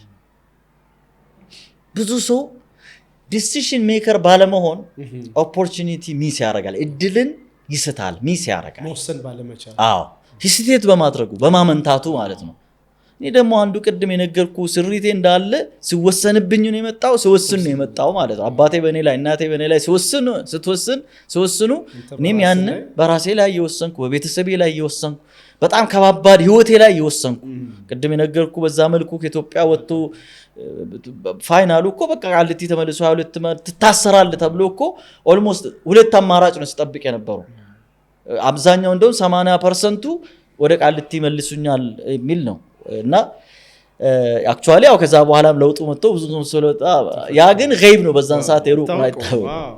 ኤኒዌይ ውሳኔ ለቅድም ብያለሁ መግቢያ ላይ አምስቱን ነገር ሳወራ ለብዙዎቻችን ደሃ ለመሆንም ሀብታም ለመሆንም ውሳኔ በጣም ወሳኝነት አለው። እኔ መጥቼ ኢሚዲየትሊ ያ የነገርኩን ቻሌንጅ አልፌ ከሰዎቹ ጋር ተደራድሬ ገንዘብ ሰጥቶኝ ሼር የተወሰነን እናስብላቸው እቃ ሰጥቶኝ እቃውን አምጥቼ ፍቃድ አውጥቼ ሱቅ ስራ ጀመርኩ። ኢን ዘ ሚን ታይም ምን አይነት ነገር ይፈጠራል መሰለ? እነዚህ ሰዎች እኔን ለማገዝ ብሎ የዲያስፖራ አካውንት የሚባል በዛን ሰዓት ብርቅ ነበር። ዶላር በጣም ከባድ ነበረ 2009 2010 ላይ ማለት ነው። እና የዲያስፖራ አካውንት ያለው ሰው ደግሞ ብቻ ነበር ቢዝነስ የሚሰራው። ያለመሆን ደግሞ ከውጭ ሰው ዘመድ ኖሮት አካውንት ከፍቶ እንደዚህ አይነት ነገር ከዛ እንደ አላህ ጀዛውን ይክፈላት አንድ እህታችን ዲያስፖራ አካውንት አውጥታልኝ ፍቃድ መታ ከፍታ የፍቃዷን ውክልና ሰጠችኝ። ፓራራሊ ደግሞ አንድ ሌላ ጓደኛ እኔ ከዚህ በፊት ስራ ያስጀመርኩት ስራ ያስገባሁት ልጅ ገና ተመርቆ ስመጣ ስራ ያስገባሁት ልጅ ወደ ንግድ ዓለሙም ከመቀጠር ወደ ንግድ ዓለሙም ለመምጣትም ምክንያት የሆንኩት አንድ እኔ ጓደኛ ደግሞ ስራ ውስጥ ገብቶ ሱቅ ከፍቶ እየሰራ ነው ያለው። ነገር ግን እዚህ ማነቆ ውስጥ ገባ ዶላር ሶርስ። ስለዚህ ምን ሆነ ማለት ነው ፈላጊና ተፈላጊ ተገናኘ። ይሄ ልጅ ትረስት ማረገው ነው እኔ ስራ ያስጀመርኩት ነው ባክግራውንድ የምንተዋወቅ ነው። እኔ ይሄን ፍቃድ ኦፖርቹኒቲ ይዤ መጥቻለሁ። እሱ ጋር የተወሰነ ገንዘብም እኔ የተፈጠረብኝ ጋፕ ደግሞ እሱ ደግሞ ስራውን ቀጥሎበታል። ሁለቱ ምን አደረገን ጆይን አደረገ። አብረን ዴስክቶፖች ዩዝድ ዴስክቶፖችን በኮንቴነር መጫን ጀመረን። በጣም ብዙ ትርፍ እናገኝበት ነበር። አመጣን በዚህ መሃል ጨረታ ወጣ። የምን ጨረታ? የቴሌ ጨረታ። አሁን አንዳንዱ ሰው ስታወራ ፌቨር ምናምን ወላሂ ማንም ፌቨር አድርጎ ነው ያቀም። እንደማንም ሰው አፈር ልሰን ተወዳድረን ክራድሬታ አሟልተን ከዚህ ቻይና ተመላልሼ በህይወቴ ቻይና እጃላቅም ሄጄ ሰው ቀጥሬ ባለሙያ ስታንዳርዱን እንዲያሟላ ትልቅ የሶላር ባትሪ ነው ያሸነፍነውና ወደ 130 ምናምን ሚሊዮን ብር በላይ ነው። ብዙ ብር ነው በዛን ሰዓት። እና ይሄን ጨረታ አመጣን። የተወሰነ ገንዘብ ያዝ። ከዛ ገንዘብ ስትይዝስ ብዙ ምጠጋ ሰው አለ ሐሳብ ይዞ የሚመጣ ወዴት ገባው። ከዛ በኋላ ሪል ስቴት ለምን አንሰራም የሚሉ ወንድሞች 5 ወንድሞች መጡ። ወደ ኦልሞስት ኒር ወደ 500 ሚሊዮን ብር አካባቢ ኮስት የሚያደርግ ኢንቨስት የሚደረግበት ሪል ስቴት ውስጥ አምስተኛ ሰው ሁኜ ገብቼ ከባንክ ጋር ደግሞ ሪሌሽን ፈጥሬያለሁ። የባንክ አድቫይዘር ሆኛለሁ። እነዚህ ኦፖርቹኒቲዎችን ሰፋፋሁት። እዛ ሪል ስቴት ጋር ሄደን ገባን። ማግኘት ያለብንን ነገር አገኘን። ከዛ በኋላ የተለያዩ ቢዝነሶች ውስጥ በዚህ መልኩ መምጣት ጀመሩ ማለት ነው። ኢንተረስቲንግ። ስለዚህ ሊፍቱ ኦፖርቹኒቲን መጠቀም ነው ማለት ነው። ኦፖርቹኒቲ መጠቀም። ከዛ በኋላ ኢቭን ቤት ስገዛ እኔ በባንክ ነው የገዛሁት። እነዚህ መኪኖች ወደ 4-5 መኪኖችን በባንክ ነው የገዛሁት። በቱሪዝም የሆነ ታይም መንግስት በቱሪዝም በጣም እንትን ይደረግ ነበር ኮሮና ከመምጣቱ በፊት ማለት ነው። እነዚህ ገዛናቸው ምናምን ባህል አንድም እንቅስቃሴ ሳናደርግ ኮሮና ገባ። ዛሆል መኪኖቹ ቆሙ። በኋላ ግን ያው እነዚህ መኪኖችን ቀርጠን ምን ብለን ከመንግስት ጋርም ግጭግጭ ውስጥ ላለመግባት እነዚህ እዚህ ጋር ያሉ ኦፖርቹኒቲዎችን ባለህ ሪሌሽን ላይ ገብተዋል አይደለ? ባለህ ሪሌሽን ላይ ባለህ እምነት ላይ ባለህ ኮሚትመንት ላይ እየጨመርክ ስትሄድ ነው እነዚህ ነገሮች አንድ ላይ የመጡት እንጂ የአንድም ሰው ገንዘብ በሰደቃ መልክም በስጦታ አንዳንዱ እኮ መንግስት ሰጥቶት ነው የሆነ ከሌ ሰጥቶት ነው ምናምን የሚወሩ ነገሮች ነበሩ። እነዚህ ነገሮችም አንድም ቦታ ላይ ምንም እንትን አላደረጉም። አልহামዱሊላህ ዛሬም ድረስ ምን ደርሰናል። ዛሬ እስኪ ያው የተለያዩ ቢዝነሶች አሉ። ከስኬቶች አንዱ እሱ ይመስለኛል። ደም ታስታውስ ከነበረ በመጀመሪያው ፕሮግራማችን ላይ 5 ነጥቦችን ይዘን ነበር። yes of course ዲሲሽንና ግግም አድርጎ በድፍረት መሄድን በደንብ ስትወስደው ነበር። ሶስተኛ ያልከው ብዙ መልቲፕል ስኬቶች የሚል ነገር ነበር ያልከውና እነዚህ ስኬቶች አንዱ የቢዝነስ ላይ ስኬታማ መሆን ነው። ምንድነው ቢዝነስ ላይ ስኬታማ መሆን መሰለህ? የቤት ክራይ ማትጨነቅበት በቃ የኔ ልጆችህም ክላስ ሳይቸግራቸው እኛ አንድ ክላስ ውስጥ ኖረናል ብያለሁ። ቢያንስ ግን ልጆቻችን ደግሞ የራሳቸው ክላስ ኖሯቸው አንተም ግቢ ብለህ የምትገባበት ቤት ካለ ሌላው ቤት እኮ ቀብር ነው። ሌላው ቤት አኺራ ቤት ነው። አላህ ጀነት ሲያስገባህ ማለት ነው። ምትነዳ መኪና ከሰው በቃ ምንም ያላነሰ ምትነዳ መኪና ካለ ምንድነው ከዚህ በላ ረሱል ሰለላሁ ዐለይሂ ወሰለም ምንድነው ያሉት? 3 ነገሮችን ያለ ሰው እኮ ስኬት ማማ ላይ ተቀምጧል አሉ። ጥሩ ሚስት ካለው ሚስቴን ነግሬሃለሁ ተነግሮ አይዘለቅም እሷ በጣም ውለታዋ ማለት ነው። ጥሩ ቤት ካለው ጥሩ መጓጓዣ ካለው አሉ። አልহামዱሊላህ እኔ እነዚህ 3 ነገሮችን አሟላሁ። ዛሬ ስለምኖርበት ቤቴ የተሻለ ቤት ነው። ምናልባት በብዙ ሚሊዮኖች ሊሸጥ የሚችል መኪናዬ ገቢ አይቸግረኝም። ይሄ ነው ትልቁ ስኬት። ከዛ ውጭ ግን የተለያዩ ቢዝነሶች አሉ ፋብሪካ አለ እርሻ አለ ኢምፖርት አለ የተለያዩ እንደዚህ አሉ እነዚህ ነገሮች ግን ስቲል ግን ገና በቃ የእድገት መስመር ላይ እና እዚህ ቦታ ላይ መቆም አልፈልግም በቢዝነሱም እንደ በሀገር ደረጃ መጣራት ይፈልጋለሁ ኦርቢስ ላይ መመዝገብ ሰዎች ይላሉ አይደል በዛም በለው ዋሶኤቨር ብቻ ግን በቃ እዚህ ሀገር ላይ አንድ ትልቅ ባለሀብት ትልቅ ታክስ ከፋይ መሆን ፈልጋለሁ እንደ ፎርቹን እንደዚያ ምናምን ካምፓኒዎች ባለሀብቶች እንደሚባል ምናምን አዎ በጣም እስር ቤት ውስጥ ገብቼ በጣም ሰፊ ነው አረ ሰፊ አይደለም ንያህ ነው ያልከው ንያህ ሰፊ ነው ሰፊ ሳይሆን ትልቅ ነው ሰፊ እኮ ወደ ጎን ነው ኦኬ ወደ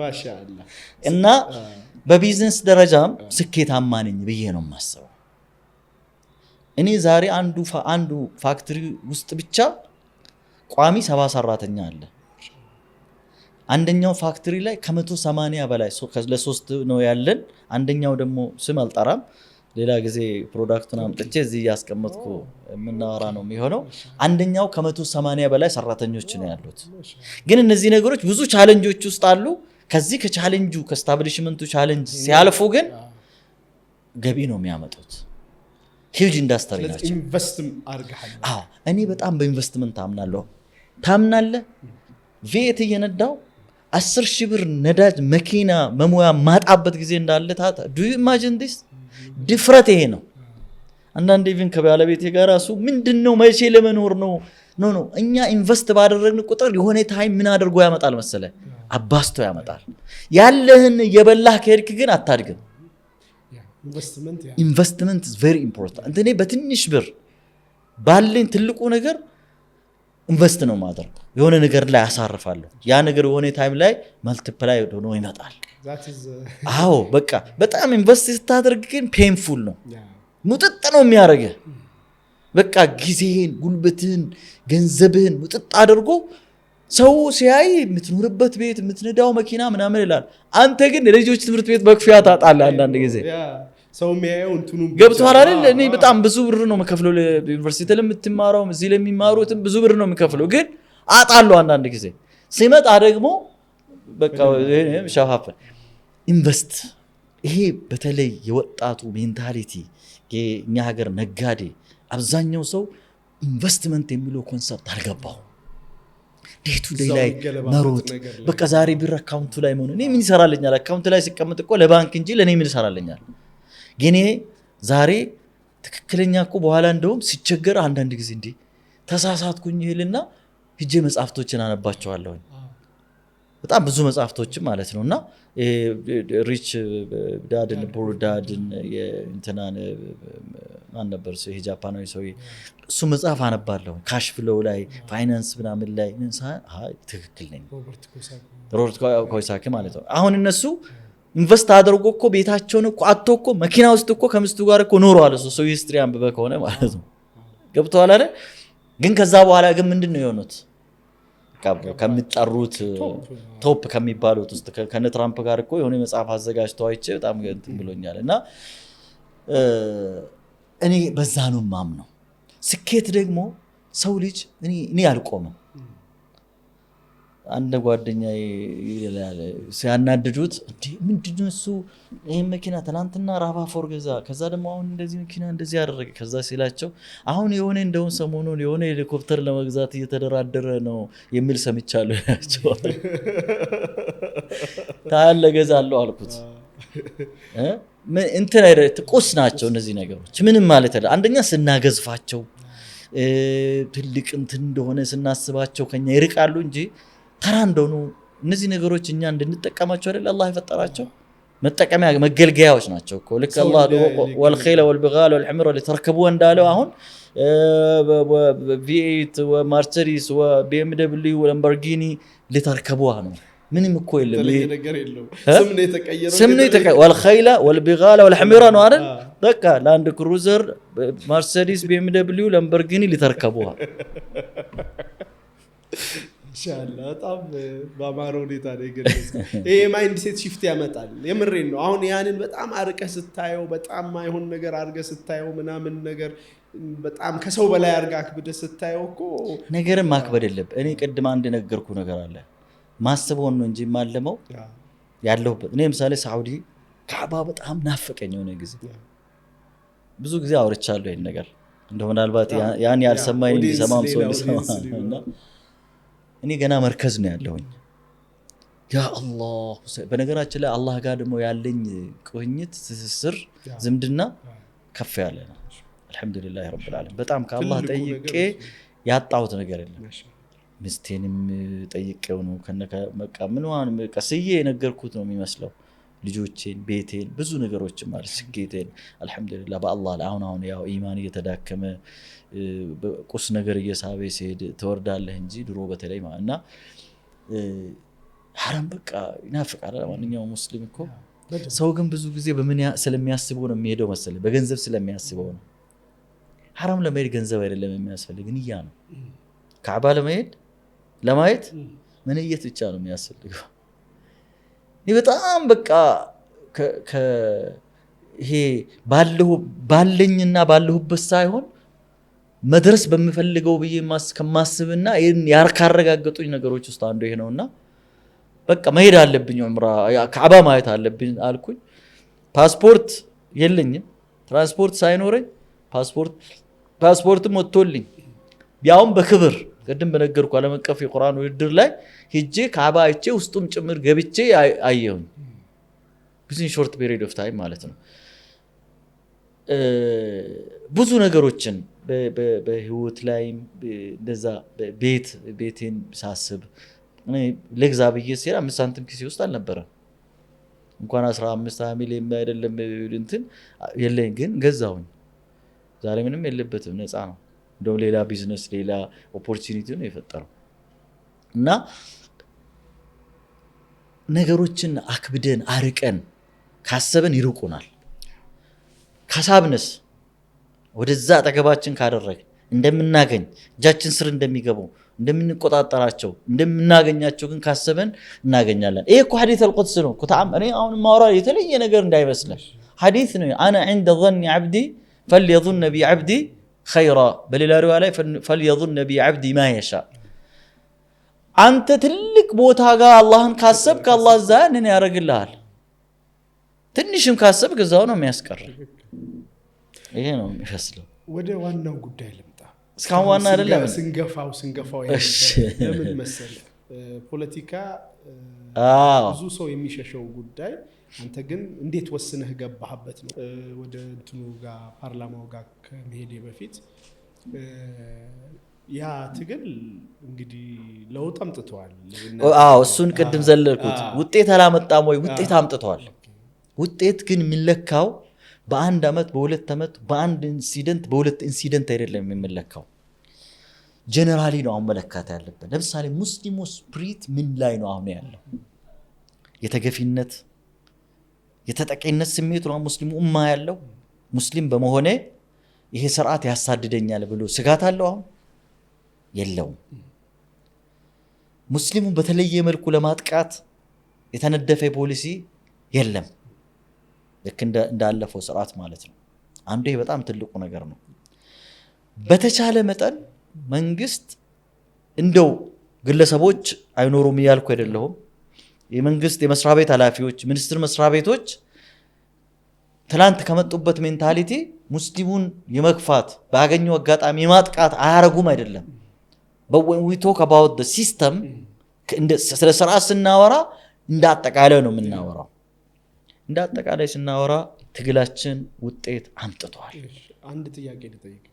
ትክክል አሁን ያልከውን ነገር አሁን እንዲህ አይነት ነገሮች ስጋት አሁን እንግዲህ አሁን አዚስ ታይም ላይኖርህ ይችላል ሆኖ ልትል ትችላለህ። ግን የሆነ ነገር ሲስተማቲካሊ ስትራክቸራሊ ተቀየረ የምትለው ለምሳሌ በትክክል በፖሊሲ ደረጃ በህግ ደረጃ ጸድቆ እንዲህ አይነት ነገር በተለይ ትሬት ሲሆን የሆነ ነገር መልሶ ቢነሳ ኢሹ ከሆነ በቃ በዚያ ኢሹ ላይ የማያዳግም አይነት ዋስትና ሊሰጥ የሚችል ኦፍ ኮርስ ህገ መንግስት ዋስትና ነው ግን በህግ በቃ አንዳንድ ሀገር ላይ እኮ አሁን የሆነ ሩዋንዳ ላይ ለምሳሌ ጭፍጨፋ ከተካሄደ በኋላ እኮ ብዙ ህጎች ወጥቶ ከዛ በኋላ እንዲህ አይቻልም ይባላል እና በተደጋጋሚ ፔን ከሚሰማው ይሄ ሰውዬ እኮ እንዲህ ሲናገር የሚሰማው እኮ ሰው አሁንም ነገም እንዲህ ነገር ይጠብቀኛል ወይ የሚል ፍርሃትም ጭምር ነው እንጂ እሱ ስለተናገረ ምንም ይፈጠራል አይደለም እና ዋስትናችን ምንድን ነው? በጣም ጥሩ ዋስትናችን ትግላችን ነው።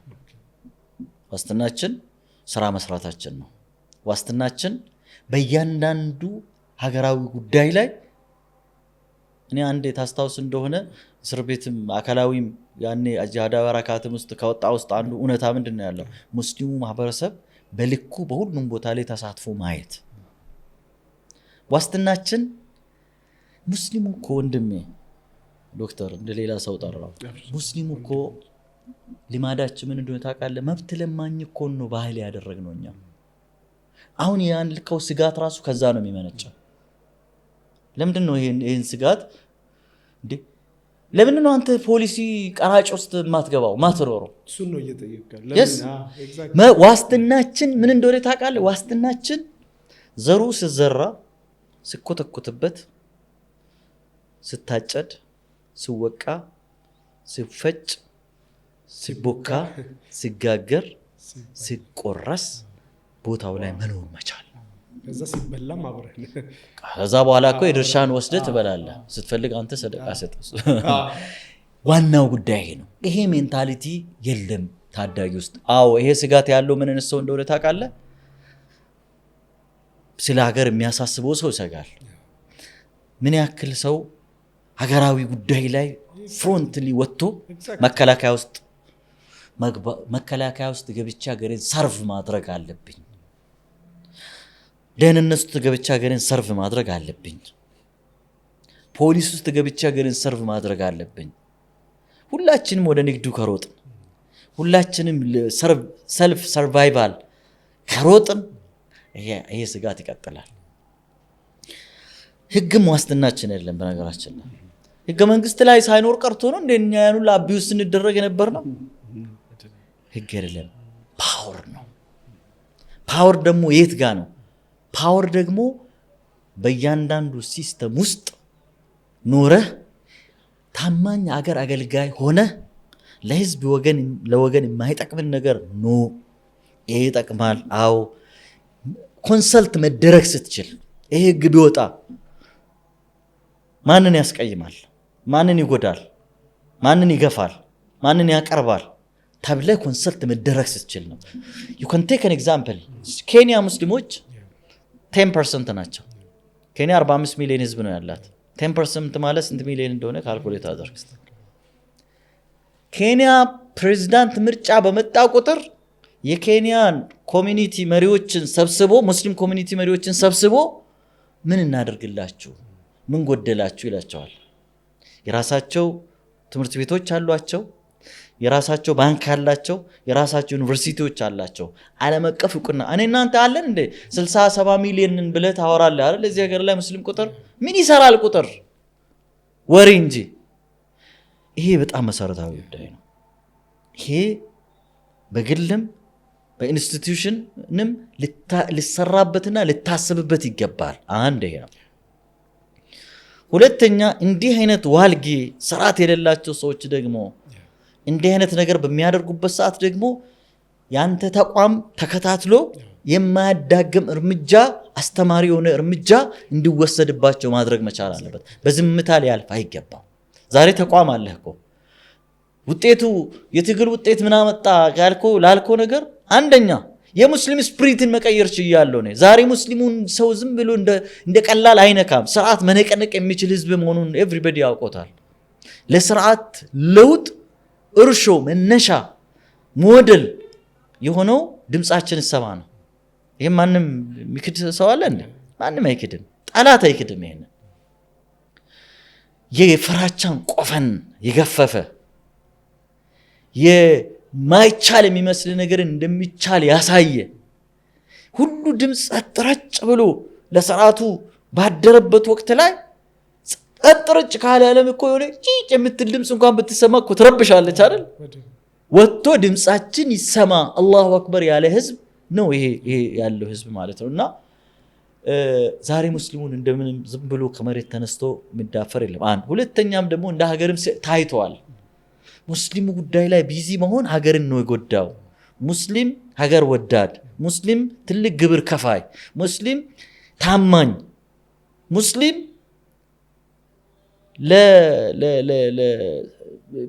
ለሀገር እድገት አብሮ ለመኖር ተከባብሮ ለመኖር ለሌላ ማህበረሰብም እንደው ተሻግሮ የሚደርስ ህዝብ መሆኑን እኮ አሳየ በዚህ አጭር ዓመታት ውስጥ ማለት ነው። ትልልቅ የመንግስት በርደን እኮ ተሸክመው ያሉ በጣም ብዙ ኢንስቲትዩሽኖች አሉ በግለሰቦች ደረጃ የተቋቋሙት ማለት ነው። ውጤት አፍርቷል። ስፒሪቱ መቀየር ዛሬ ትላንት እኮ አንተ እንዲህ አይነት ስቱዲዮ ከፍተህ እኮ እንደፈለክ እኮ ቁጭ ብለህ አታወራም፣ ትፈራለህ። ይመጣና ደህንነት ምንድነው እየቀረስክ ያለው ምንድነው አንተ ይልሃል። ዛሬ እኮ ብዙ ኢንስቲትዩሽን እየከፈትን ያለ ነው። ብዙ ድርጅቶች የተቋቋሙ ነው ያሉት። የፖለቲካ ድርጅት፣ ማህበራዊ ተቋማት፣ የሚዲያ ተቋማት፣ የተለያዩ ነገሮች ማለት ነው።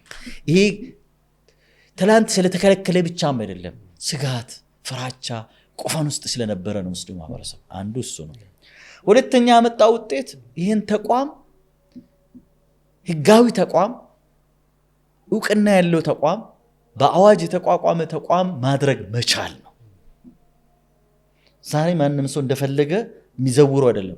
አመራሩ ከተዘወረ አመራሩን አንተ ሄድና እንደ አንድ ሙስሊም ጠይቀው ለምን ተዘወርክ ብለህ። ግን ኢንዲፔንደንት ነው። ማንም መጥቶ በየአመቱ ፍቃድ አዲስ አልፎ እንደውም ለድርጅቶች ፍቃድ እንዲሰጥ እንዲከታተል በቃ ከአንድ ሚኒስትር መስሪያ ቤት ጋር እኮ እኩል የህግ ስታተስ ነው ያለው ይሄ ተቋም። ይሄን አምጥተዋል። ይሄ ትግል ነው ይሄን ያመጣው። በሶስተኛ ደረጃ ፋይናንስ ተቋም ተከርችሞበታል ነበር እንዴ? ይሄ ትግል ነው ይሄንን የወለደው። ነገር ግን ደግሞ ከነበረብን ባክሎግ ገና ብዙ የሚቀሩ ነገሮች አሉ።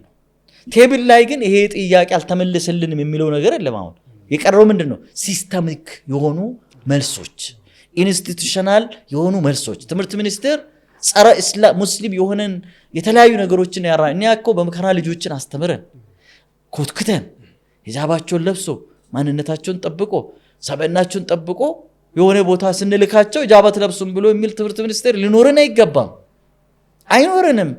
የተወሰነ ጊዜ አሁን ግን እንዲህ የሚሞካከሩት ነገር አለ። አሁን ግን ወደ ምን እየመጡ ነው ያሉት?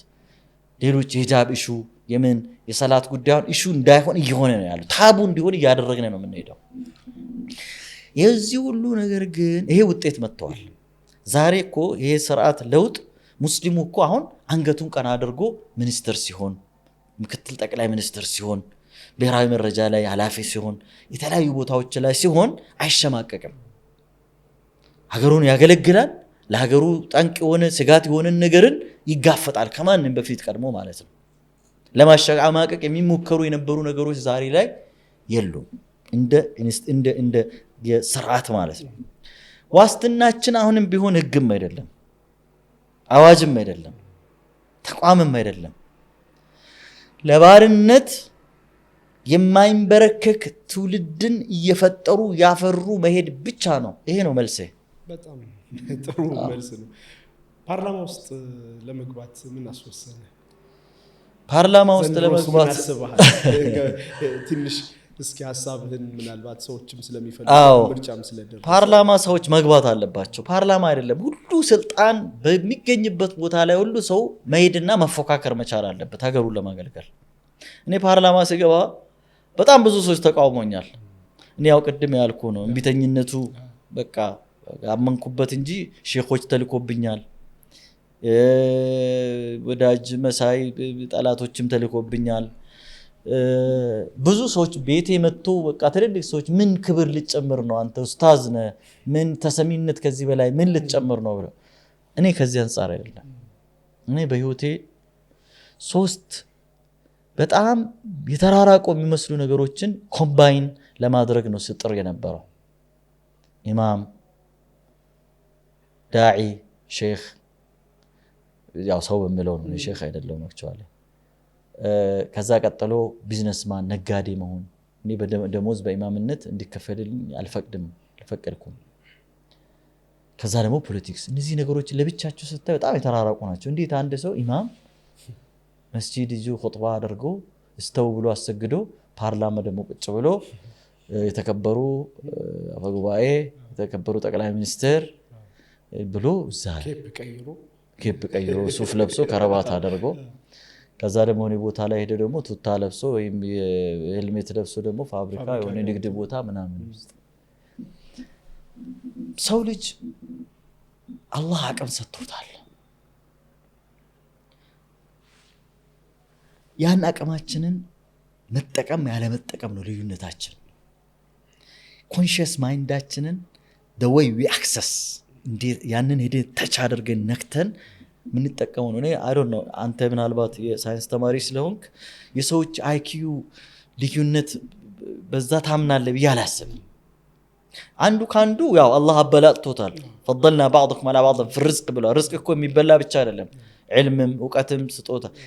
ሆኖም ግን ሰዎች አቨሬጅ ናቸው ብዬ አስባለሁ እክል ያለው ካልሆነ በስተቀር ማለት ነው።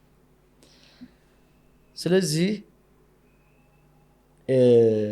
አንድ ሰው በአንድ ቦታ ላይ መታጠር አለበት ብዬ አላስብም። ለምንድነው ለምሳሌ አንተ የጤና ባለሙያ ከሆንክ በቃ ሕክምና ጋር ራስን ብቻ ካሰርክ እኮ ይሄን ፖድካስት አትከፍትም፣ ቢልኮር አትከፍትም፣ ሌላ ስራ ማትሰራም። መታሰር ይሄ በጣም ብዙ ሰው ከእድገት ያስተጓል። እሺ በዛም ደግሞ ከሄድክ ደግሞ ለምንድነው በአንድ ሌቨል ላይ እድገት እኮ ሌቨል የለውም እኮ እድገት ሄዶ ሰማይ እስኪደርስ ድረስ እኮ አላሁ ፈውቀ ኩል ዚ ዒልምን ዓሊም እኮ ስል ዕውቀት አለ አዋቂ ሄዶ ማን ጋር ደርሶ ይቆማል? አላህ ጋር ደርሶ እስኪቆም ድረስ። እስከዛ ድረስ ምን ማለት ነው? እንዴ የለውም ማለት እኮ ነው። ሀብትም እንደዛው ነው። መምራትም እንደዚህ ዱንያ ላይ በቃ መምራት የሚችለው የመጨረሻ ላይ ለመድረስ ነው መሄድ ያለበት። አንዳንዱ የሆነ ዳይሬክተሮት ቦታ ላይ ከደረሰ yes በቃ ጨርሷል። አንዳንዱ የሆነ ቦታ ላይ የሆነ ቦርድ ሰብሳቢ ከሆነ የሆነ ማኔጀር ከሆነ አብቅቶ የለም። እንዲህ አይነት ነገር አላህ እንዲህ አድርጎ አልፈጠረንም። አላህ ሁሉ ጊዜ ከትንሽ ወደ ትልቅ ከአንድ ለተርከቡና ጠበቀን አን ጠበቅ እኮ በክፋትም ብቻም እኮ አይደለም እኮ በህይወታችን ውስጥ ከአንዱ መሰላል ወደ ሌላ ከአንዱ መሰላል ወደ ሌላ እንድንሄድ ነው አላህ የሚያበረታታን ያለው።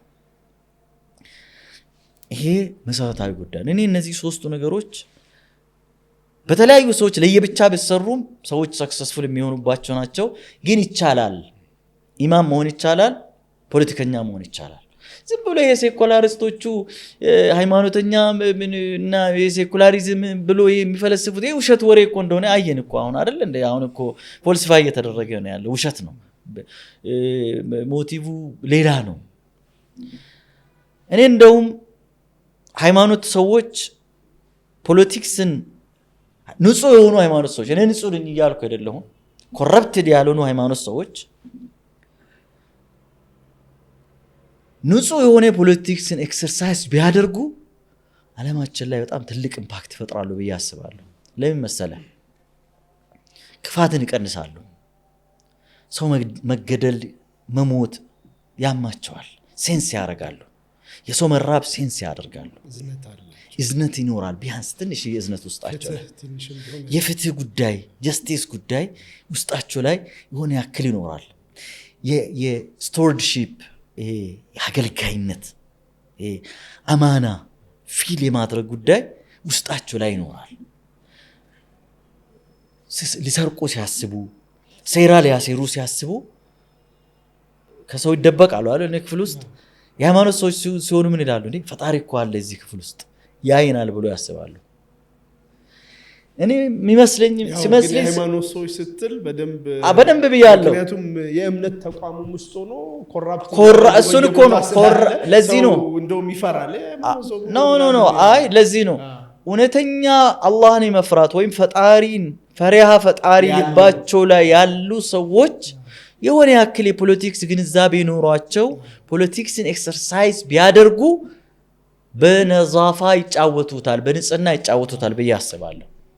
ያለ በለዛማ እኮ ትልቁ ኮረፕሽን ቤት እኮ ሃይማኖት ተቋማት ውስጥ ነው ያለው። ሽፋን ይሰጡታል እኮ ለስርቆት፣ ደሊል ይፈልጉለታል እኮ የሆነ ጀስቲፊኬሽን ከሙስሊም ከሆነ ከቁርአን፣ ክርስቲያን ከሆነ ከመጽሐፍ ቅዱስ እኮ የሆነ አሳማኝ ምክንያት ይፈልግለታል እኮ። አንድ ገጠር ድሮ የሚባል እንትን አለ፣ ቀልድ አለ፣ ደረሶችን ሲተርቡ ማለት ነው የኛ አባቶች ማለት ነውና የሆነ ሰውዬ በግ ወር ፍየል ጠፋችበት ፈለገ ያጣና በቃ ቤት ገብቶ ቆዘመ።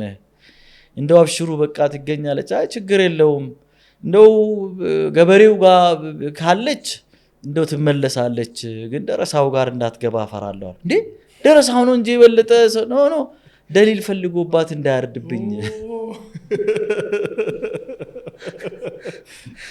ገብቷል። የሃይማኖት ሰው የሆነ ለሚያረገው ክፉ ነገር ማስረጃ ይፈልግና ያመጣል።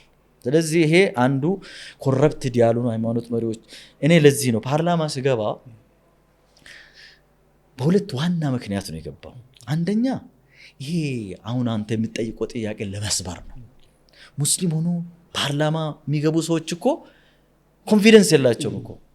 ሙስሊም ፓርላማ አይደለም ሚኒስትር ሆና አንዲት ሴት ብላኛለች። እኛ እኮ ኡስታዝ አንተ ፓርላማ ስገባ በቃ እኔ ኮንፊደንስ የጨመረ እዚህ ቦታ ላይ ቁጭ ብዬ እንደው ምንድነው እየሰራው ያለሁት አላህ ይጠይቀኝ ይሁን ይሄ ተመነካሽ ዒባዳ ላይ እኮ ነው ያለሽው። ሰላትሽን ከሰገድሽ ሂጃብሽን ከለበስ ከዛ ውጪ ያንዳንዷ ከቤትሽ ወጥተሽ ቢሮ መጥተሽ ሰርተሽ ስትገቢ ድረስ ንያሽን ካስተካከልሽ አጅር ታገኛለሽ አልኳት። በዚህ ሜንታሊቲ ሰዎች ስራ ቦታ አይደሉም ያሉት፣ ይጋጭባቸዋል። እኔ ግን አልተጋጨብኝም አይጋጭብኝም። ለምን መሰለ? አላህ እኮ እዚህ ምድር ላይ ሲያመጣ ወለዚ ጀዐለኩም ፊል አርዲ ወስተዕመረኩም ፊሃ ነው። ምድር ላይ መልካም ነገር ምድርን ማነጽ ነው። በፍትህ ማነጽ፣ በኢኮኖሚ ማነጽ፣ በኢንፍራስትራክቸር ማነጽ። ይሄ እኮ የኛ ኃላፊነት ቁርአን እኮ ግዴታ ያደረገብን ነው። ስለዚህ እኔ ምክር ቤት ስገባ አንዱ ይሄ ስጋት ሸብቦት ያለው ሙስሊም ወጣት እንዴ ብሎ እንዲገባ ፖለቲክስ ውስጥ እንዲሳተፍ ተዋናይ እንዲሆን ዳር ተመልካች እንዴ እስከ መቼ ነው ተመልካች የምንሆነው? ቆይ በአላህ እንደው አይበቃንም እንዴ? የሆነ ጊዜ ተገፍተን እንዳንገባ ተደርገን እንዳንማር ተደርገን ወታደር እንኳን እንዳንሆን ተደረግን በአጼዎቹ ዘመን። ከዛ ወዲህ ባለው ላይስ ምን ከለከለን? ሰሩብን እኮ ጭንቅላታችን ላይ እነሱ ምን ሰሩ?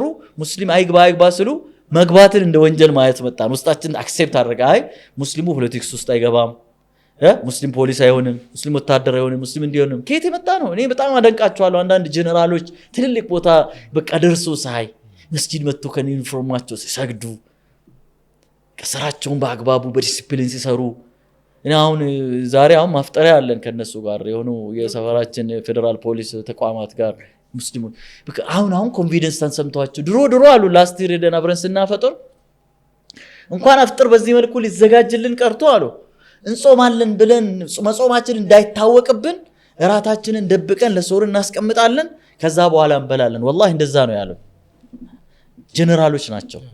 እና እኔ አሁን የሚፈልገው በየቦታው ላይ የሚገባ ወጣት ነው የሚፈልገው። ስለዚህ ለሱ አርአያ አንድ ነምበር 1 አርአያ መሆን ነው። ሁለተኛ ደግሞ እቺ የሰራናት ስራ ፍሬ እንድታፈራ ነው። እንዴት በል ፓርላማ ኮኛ እጅ ስናወጣ ስንናገር ብቻ ስራ ምን ሰራ ሰው ይመስላል። በጣም ብዙ ህጎች አንታይ ሙስሊም የሆኑ ብዙ ህጎች እንዳይወጡ አድርገናል እኛ ባለፉት 5 የፓርላማ ዓመታት ውስጥ። 2-3 ምሳሌ ልጥቀስልህ። አንዱ አንተ ጤና ባለሙያ ስለሆንክ የሚገባህን ልንገርህ። ጤና ሚኒስትር ምን አዋጅ ያመጣል? የጤና አዋጅ አመጣ፣ አጠቃላይ እንደ አዲስ ማለት ነው። እዛ ውስጥ በጣም ከኢትዮጵያ ኤቲክስ ጋር የኢትዮጵያ ካልቸር እሴት ጋር የማይሄዱ በጣም ብዙ የወረዱ ነገሮች ነበሩበት። የመጀመሪያ እጅ አንስቼ ተቃውሜ ሌሎች ክርስቲያኖች፣ ኦርቶዶክስ፣ ፕሮቴስታንቶች ተቃውሞኝ ያ አዋጅ ታሽቶ ያ ነገር ከውስጡ ጠርቶ ወጥቶ ተስተካክሎ አዋጅ ሆነ ይወጣ አለ። ሁለተኛ ይሄ አሁን በጣም አስነዋሪ የሆኑ ነገሮች ስለሆኑ እዚህ ማውራቱ ብዙ ማይጠቅሙ ነገሮች ማለት ነው። ከዚህ ከጀንደር ኢሹ ጋር ተያይዞ ከትራንስፕላንቴሽን ጋር ከዘርፍሬ ምንድነው የምትሉት አይቪኤፍ ነው ጋር ተያይዞ ማለት ነገር ነው ያለው። ሁለተኛ ሲቪል ሰርቪስ አዋጅ እንደ አዲስ ይውጣ ተብሎ መጣ። የመጀመሪያ የወጣ አዋጅ ምን እንደምን ተቃለ አንድ የመስሪያ ቤት ኃላፊ በቢሮ ልክ እጂ በሚታከል ቢሮ ሰላት ቢሰግድ ወንጀለኛ የሚያደርግ ነበር። ተቃውመን ኃላፊዎቹ ጋር ሄደን ፔቲሽን አሰባስበን ፈርመን ለተለያዩ አካላት አቀርበን እስቲ ድራፍት አድርጋችሁ አምጡ ተብለን ድራፍት አድርገን አምጥተን እኛ ድራፍት አድርገን ያመጣነው ነው ጸድቆ አዋጁ ነው የወጣው። ከዚሁ ጋር ተያይዞ ደግሞ ምንድነው እዛ ቤት ውስጥ የሚሰራው የሚለውን ነገር ማወቅ ፈለኩኝ። ቀደም ብያለሁ እኔ አዲስ ነገር ማየት ማወቅ። ስለዚህ ፓርላማ ለኔ እንደ አንድ የፖለቲክሱን በፊት ሊደርሺፕ ወደ ፖለቲክሱን ኤክሰርሳይዝ ማድረግበት የሚፈልግበትን ቦታ ኢዚሊ ኤክሰርሳይዝ ማለት ለምሳሌ ሀገሪቷ ላይ 3 የመንግስት ፒላር ነው ያለው። ህግ አውጪ አለ፣ ህግ አስፈጻሚ አለ፣ ህግ ተርጓሚ አለ። አንዱ ትልቁ ፒላር ህግ አውጪው ነው። ያንዳንዱ የምታየው እኮ ሚኒስትር መስሪያ ቤት እኮ እኛ ጋር ሰመሪ ጨምቆ ሀገሪቷን መጥቶ ይነግረናል። ግብርና ይመጣና ከኢትዮጵያ ጫፍ የተመረቱ ምርቶችን በቁጥር ስንዴና ያክል አመረትኩኝ፣ ቡናና ያክል አመረትኩ፣ ሩዝና ያክል አመረትኩ። ስለዚህ ኢትዮጵያ እዛ ነው ያለችው ማለት ነው። ማዕድኑ ይመጣና ይነግርሃል። ገብቶሃል? ጤና ሚኒስትር ይመጣና ይነግርሃል። የትምህርት ሚኒስትሩ ይመጣና ይነግርሃል። ትምህርት ሚኒስትር ላይ ስንት ትግል ነው። ምናልባት የተወሰነው በሚዲያም ይወጣው አለና አንዱ በለውጡ ሂደት ውስጥ የነበሩ ነገሮችን እዛ ገብቼ ኤክሰርሳይዝ ማድረግና ኮንሶሊዴት ማድረግ የቱ ጋር ነው። አሁን ቅድም አንድ ጥሩ ነገር ያነሳው አለ። ለምሳሌ እንዲህ አይነት ነገሮች ኦፖርቹኒቲው አለ። እኛ ማህበረሰብ ግን ይተኛል። ዘላለ እኮ ተኛ እኮ ህዝቡ። ትግል እኮ አይቆምም። አላህ ነብዩ ምን አላቸው? فاذا فرغت ተኛ ነው እንዴ ያላቸው? ፈንሰብ እኮ እንሰብ ቆም ወደ ሌላ ኢባዳ እኮ ቆም እኮ ነው ያላቸው። እኛ ህዝብ ደግሞ فاذا فرغت ከትግል ስታበቃ ፈነም ተኛ። ደግሞ ለረጅም ሰዓት ደግሞ ለመቀስቀስ ራሱ እኮ ሱብሃንአላህ በጣም ብዙ እንጨት ይሄ አይሆንማ። ለውጡ ሀዲዱን ይዞ እንዲሄድ እንዳይሸራረፍ የጎደሉ እንዲሞሉ ለማድረግ ለምሳሌ ምክር ቤቱ እነዚህ አይነት በትምህርት ስርዓት ውስጥ እንዲህ አይነት ነገሮች ካሁን በኋላ ታቡ እንዲሆኑ ካሁን በኋላ ወንጀል እንዲሆኑ ብሎ ድራፍት አድርጎ እኮ ቢያቀርብ ማይጸድቅበት ምክንያት የለም። አሁን ይኸው ጠቅላይ ፍርድ የሸሪዓ ፍርድ ቤትን እኮ በስንት ጉትጎታ ግፊት አዋጁ እንዲቀየር ተሰርቶ አሁን ኦልሞስት ወደ ምክር ቤቱ እየመጣ ያለበት ተጨባጭ ነው ያለው። ሰመራጅ ሳድርግልህ ፓርላማ አሁንም እቀጥላለሁ አላህ ካለ for the coming አሁን አዲስ ያው ምዝገባ አድርጌ ያለው ለመቀጠል ያልጨረስካቸው ነገሮች አሉ። ጀመርኩኝ እንጂ መች ጨረስኩኝ?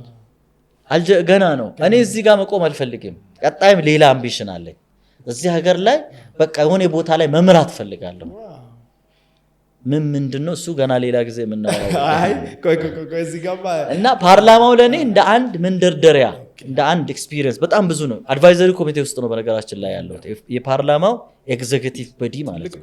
ትልቅ ፖዚሽን በቃ ፓርላማው ላይ ትልቁ የፓርላማ ጉልላቱ እኛ ነን ማለት ነው። ጠቅላይ አፈጉባኤ፣ ምክትል፣ የመንግስት ተጠሪዎች ያሉበት። አዎ ከዛ በኋላ ቋሚ ኮሚቴው ምኑ አጀንዳ ያንዳንዱ ነገር እኛ መተን ይሄ ይቅረብ፣ ይሄኛው ይዘግይ፣ ይሄ ይለፍ፣ ይሄ ይታይ የምንለው እኛ ነን። ከኛ ስር ነው ቀጥሎ ያለው ቋሚ ኮሚቴው አስተባባሪ ኮሚቴ የሚባለው ነገር ያለውና እዛ ያው ከዚህ ከጫና ከስራ ብዙ ነገሮችን ማኔጅ ከማድረግ ጋር በተቻለ መጠን እዛ አቬሌብል ነኝ። ምን ለማድረግ እየተማርኩ ነው ያለሁት። በጣም ብዙ ተማርኩ።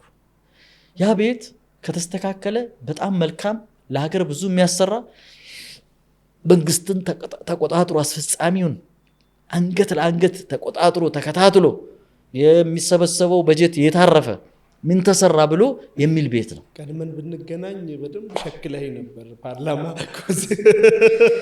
አይ እኔ እስካሁን ድረስ ባለመዝገብ ራሱ ስህተት ነው ብዬ አስባለሁ። ለምን መሰለህ? እንደናንተ ምናልባት ሊደርሺፕ ላይ ያላችሁ ሰዎች እዛ ስትመጡ ኤክሰርሳይዝ ታረጋላችሁ፣ ታያላችሁ። እናንተን የማይደርሱ በጣም ብዙ ሰዎች የተለያዩ ቦታዎች ላይ ሊድ ሲያደርጉ ታያለ። ይሄ ሀገር ነው። ሀገር በቃ ሀገር ማለት ሀገር ነው። እኔ በጣም ሰው ውስጥ ያልገባ እኔም ውስጥ ትላንት ያልነበረ አሁን በጣም ውስጤ ላይ የገባ የመጣው ሁለተኛ ሀገር የለኝም። ሀገር ለአንተ ምንድን ነው? ሀገር ለኔ ሁሉ ነገር ነው። እምነት አለ፣ ሀገር አለ፣ ሰውነት፣ ብሔር፣ እነዚህ ነገሮች ለኔ አንድ ናቸው፣ የሚነጣጠሉ አይደሉም። ሀገር ማለት ሰው ስለሚምታታበት ነው ብዙ ጊዜ። አሁን ለምሳሌ ኦሮሞነት እኔ ልንገርህ፣ እኔ ካሚል ሸምሱ ነኝ፣ የ6 ልጆች አባት ነኝ፣ ያለውያ ባል ነኝ፣ የሉባቦር ተወላጅ ነኝ፣ የኦሮሞ ብሔር ተወላጅ ነኝ፣ ኢትዮጵያዊ ነኝ፣ ሙስሊም ነኝ፣ አፍሪካዊ ነኝ፣ ሰው ልጅ ነኝ። ወጥቷል አይደል? ከዛ ነጋዴ ነኝ። ብዙ ማንነቶች። እነዚህ ማንነቶች ለኔ ከፋፍል ካልክ ከተፈጥሮ ጋር ነው የምትጋጨው አንተ። አይከፋፈሉም ለኔ። ኦሮሞ ንጹህ ኦሮሞ መሆነ ንጹህ ኢትዮጵያዊ መሆንን አይከለክለኝም። ንጹህ ኢትዮጵያዊ መሆነ ንጹህ ኦሮሞ መሆንን አይከለክለኝም። እኔ ውስጥ እንዲህ አይነት ግጭት የለም። አንዱን ላይ አንዱን ታች፣ አንዱን አንደኛ አንዱን ሁለተኛ አላረግም። ንጹህ ኢትዮጵያዊ መሆነ ንጹህ ሙስሊም መሆንን አይከለክለኝም። ኦሮሞነቴ በሚያስፈልግበት ቦታ ላይ ኦሮሞነቴን ኤክሰርሳይዝ አድርጓለሁ። ሙስሊምነቴ የትም ቦታ ላይ ያስፈልገኛል፣ በሚያስፈልገኝ ቦታ ላይ ኤክሰርሳይዝ አደርጋለሁ።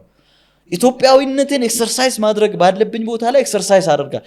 እኔ እኮ እንዲህ አይነት ጥያቄ ራሱ ልክ አይደለም። በነገራችን ስህተት ነው ጥያቄው።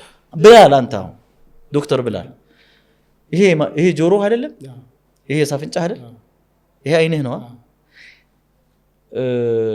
ይሄን ጆሮህን ተውና አይንን ብቻ ይዘና ብትባል ይዘህ ትመጣለህ። እንዴት ነው እንዴ? ፋላሽ ይሆንብኛል እኮ እኔ የትም ቦታ ሲሄድ መንግስትም ሊሆን ጠቅላይ ሚኒስትርም ሊሆን የሆነ ፖሊስም ሊሆን የሆነ ዘበኛም ሊሆን ማንነቴ ከኔ ጋር አይነጣጣም፣ አይጋጩብኝም።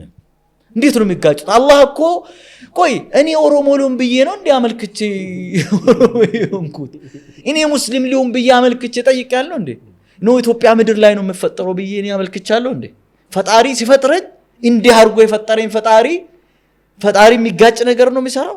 አዚዙን ሐኪም አይደል እንዴ? አላህ ጥበበኛ እንከን ይወጣለታል እንዴ? ፈጣሪ ለፈጠረው ነገር ይሄ ነገር ከፈጣሪ ጋር ራሱ ያጣላል።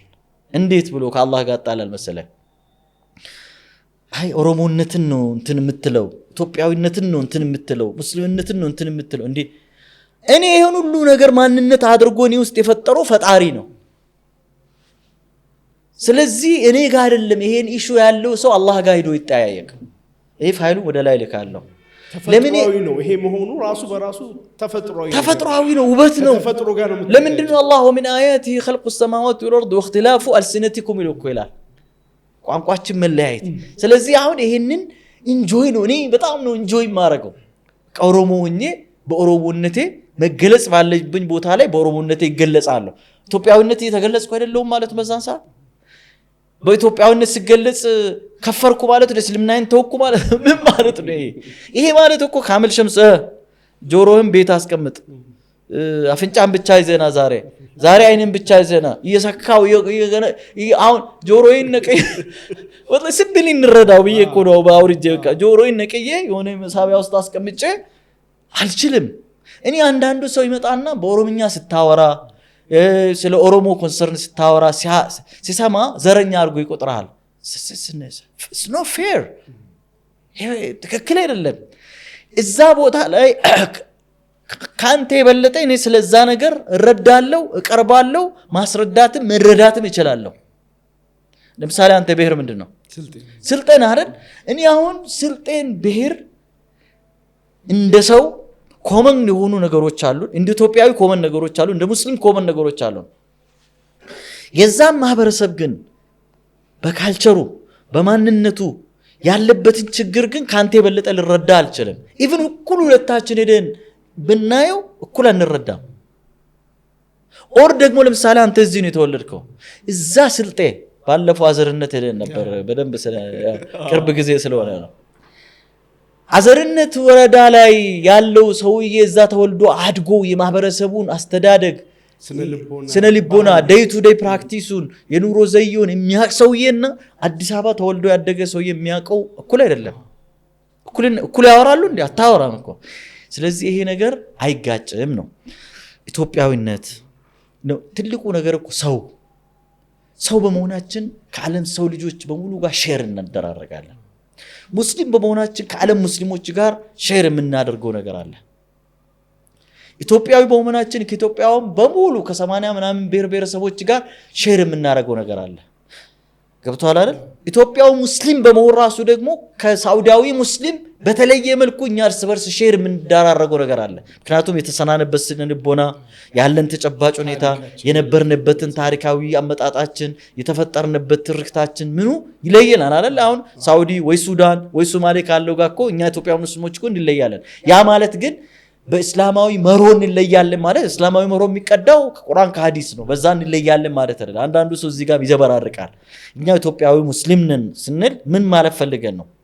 ኢትዮጵያዊ ሙስሊም የተለየ ታሪክ ያለን፣ የተለየ ሜንታሊቲ ያለን፣ የተለየ ተጨባጭ ያለን፣ የተለየ ፊውቸር ያለን።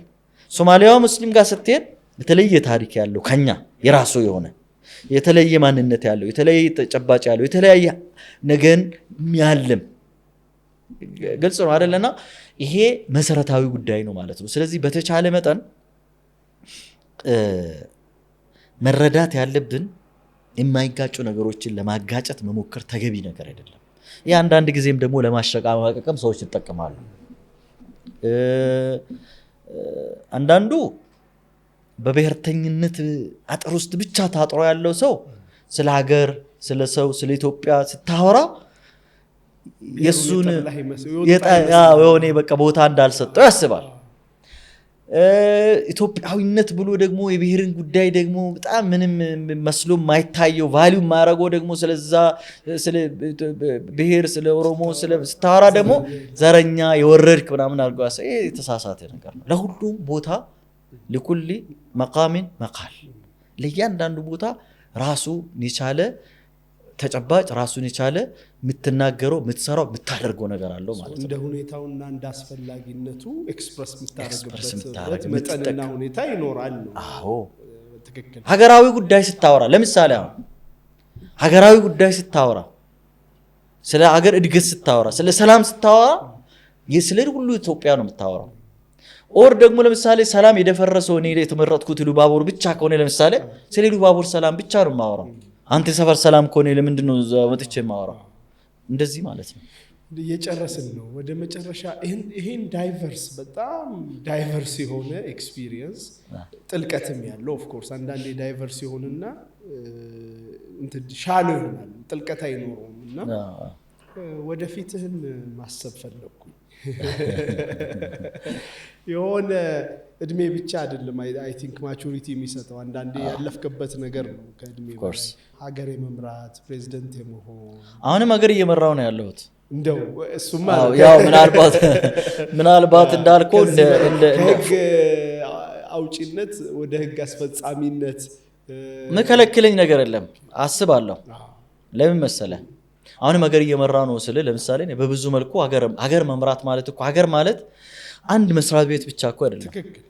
ሀገር ማለት እኮ አንድ የሆነ ግቢ ሚኒስትር መስሪያ ቤት ማለት ብቻ አይደለም። እኔ ፖዚሽንም አይደለም ሀገር መምራት። እኔ ሀገር እየመራው ነው ያለሁት። እዛ 2 መስጂድ ስመራ እኮ መጀመሪያ ተቋ ሀገር እየመራው ነው ያለሁት። እነዚህ በተለያየ ቦታ እኔ ሰራተኞችን እኮ ከተለያየ ብሔር ብሔረሰብ አምጥቼ ሳሰራ እኮ ሀገር እየመራው ነው ያለሁት። ገብቷል። ፓርላማ እዛ ቁጭ ብዬ ለብዙሃን ድምጽ ሲሆን እኮ ሀገር እየመራው ነው ያለሁት። ስፔሲፊክ ናርግ ብለው ነገር ሜቢ ጠቅላይ ሚኒስትር ኦር ፕሬዚዳንት መሆን ዋይ ኖት? ምክንያቱም ለሆነ ለተወሰነ ሰው ብቻ ተጽፎ የተሰጠ ጉዳይ አይደለም። ይሄ ምን መሰለህ ይሄ እንትኑ እኮ ነው ጉዳይ ያለ መሆኑ ጉዳይ ሳይሆን አንተ ጋር ያለ ቦናና ኮንፊደንስ ካለ ዋይ ኖት ስማ ዋይ ኖት ለማን ነው ማን ነው ድሮና ኃይለ ሥላሴ ዘመን ቢሆን ስዩም እግዚአብሔር ብሎ ሸውዶን ነበር። አሁን ግን ብቃት ካለ ሰፊ ልቦና ካለ አክሰሱ ካለ አክሰስ ማድረግ ከቻልክ ዋይ ኖት የሚከለክል ነገር የለም። እና ስለዚህ እኔም ሆኖም ያቅ እንደሌለ ታውቃለህ። ግን በኢትዮጵያ አሁን በቅርብ በዘመናዊ ኢትዮጵያ ታሪክ እንደውም ፕሬዚደንት ሊሆኑ ብሎ ታሪካቸውን ታውቃለህ። ዶክተር ጀማል አብዱል ቃድር የሀገሬ ሰው ናቸው። ኢሉባቦር ምናልባት የእሳቸውን ህልም እኔ አሳካ ይሆናል። የሀገሬ ልጅ ናቸው። አዎ ኢሉባቦር ጎሬ ሊሆኑቹ ቀርቦ ነጋሶ አቃ እኔ ሰውየውን አውቃቸዋለሁ። ቤተሰቦቻቸውን እኛ አካባቢ ሰው ናቸው። ስለዚህ ይሄ ሚስጥር አለው ማለት ነው። አዎ አይቀሬ ነው። ለምን መሰለህ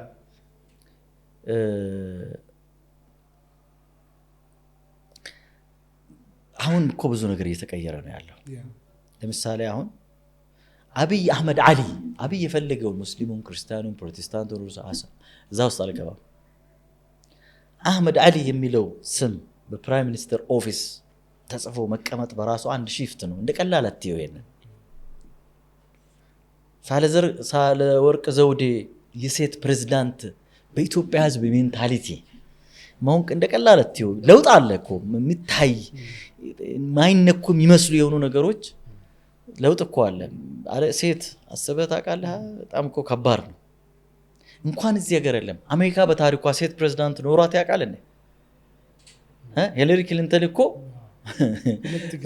ሞከራ ያ ሶሳይቲ እንኳን ሲቪላይዝድ ሊበራል ለሴቶች እኩልነት መብት ውሸት እንደሆነ በሱም ያረጋግጠዋል እነ እንግሊዝ ሌሎች እንኳን አንዳንድ ሙከራዎች አሉና በእኛ ይሄ ሁለተኛ ያሁን እኮ የጠቅላይ ሚኒስትሩ ምክትል ፕሬዝዳንት እኮ ሙስሊም ሆነ አትርሳ አደም ፋራ ትላንት እኮ ሩቅ ነው ህልም ነው የነበረው ስለዚህ እኛ ፕሬዝዳንት ማን ሆነበት ምክንያት go for ካሚል ሸምሱ for president ብለናል እኛም ወይም ጊዜው ሲደርስ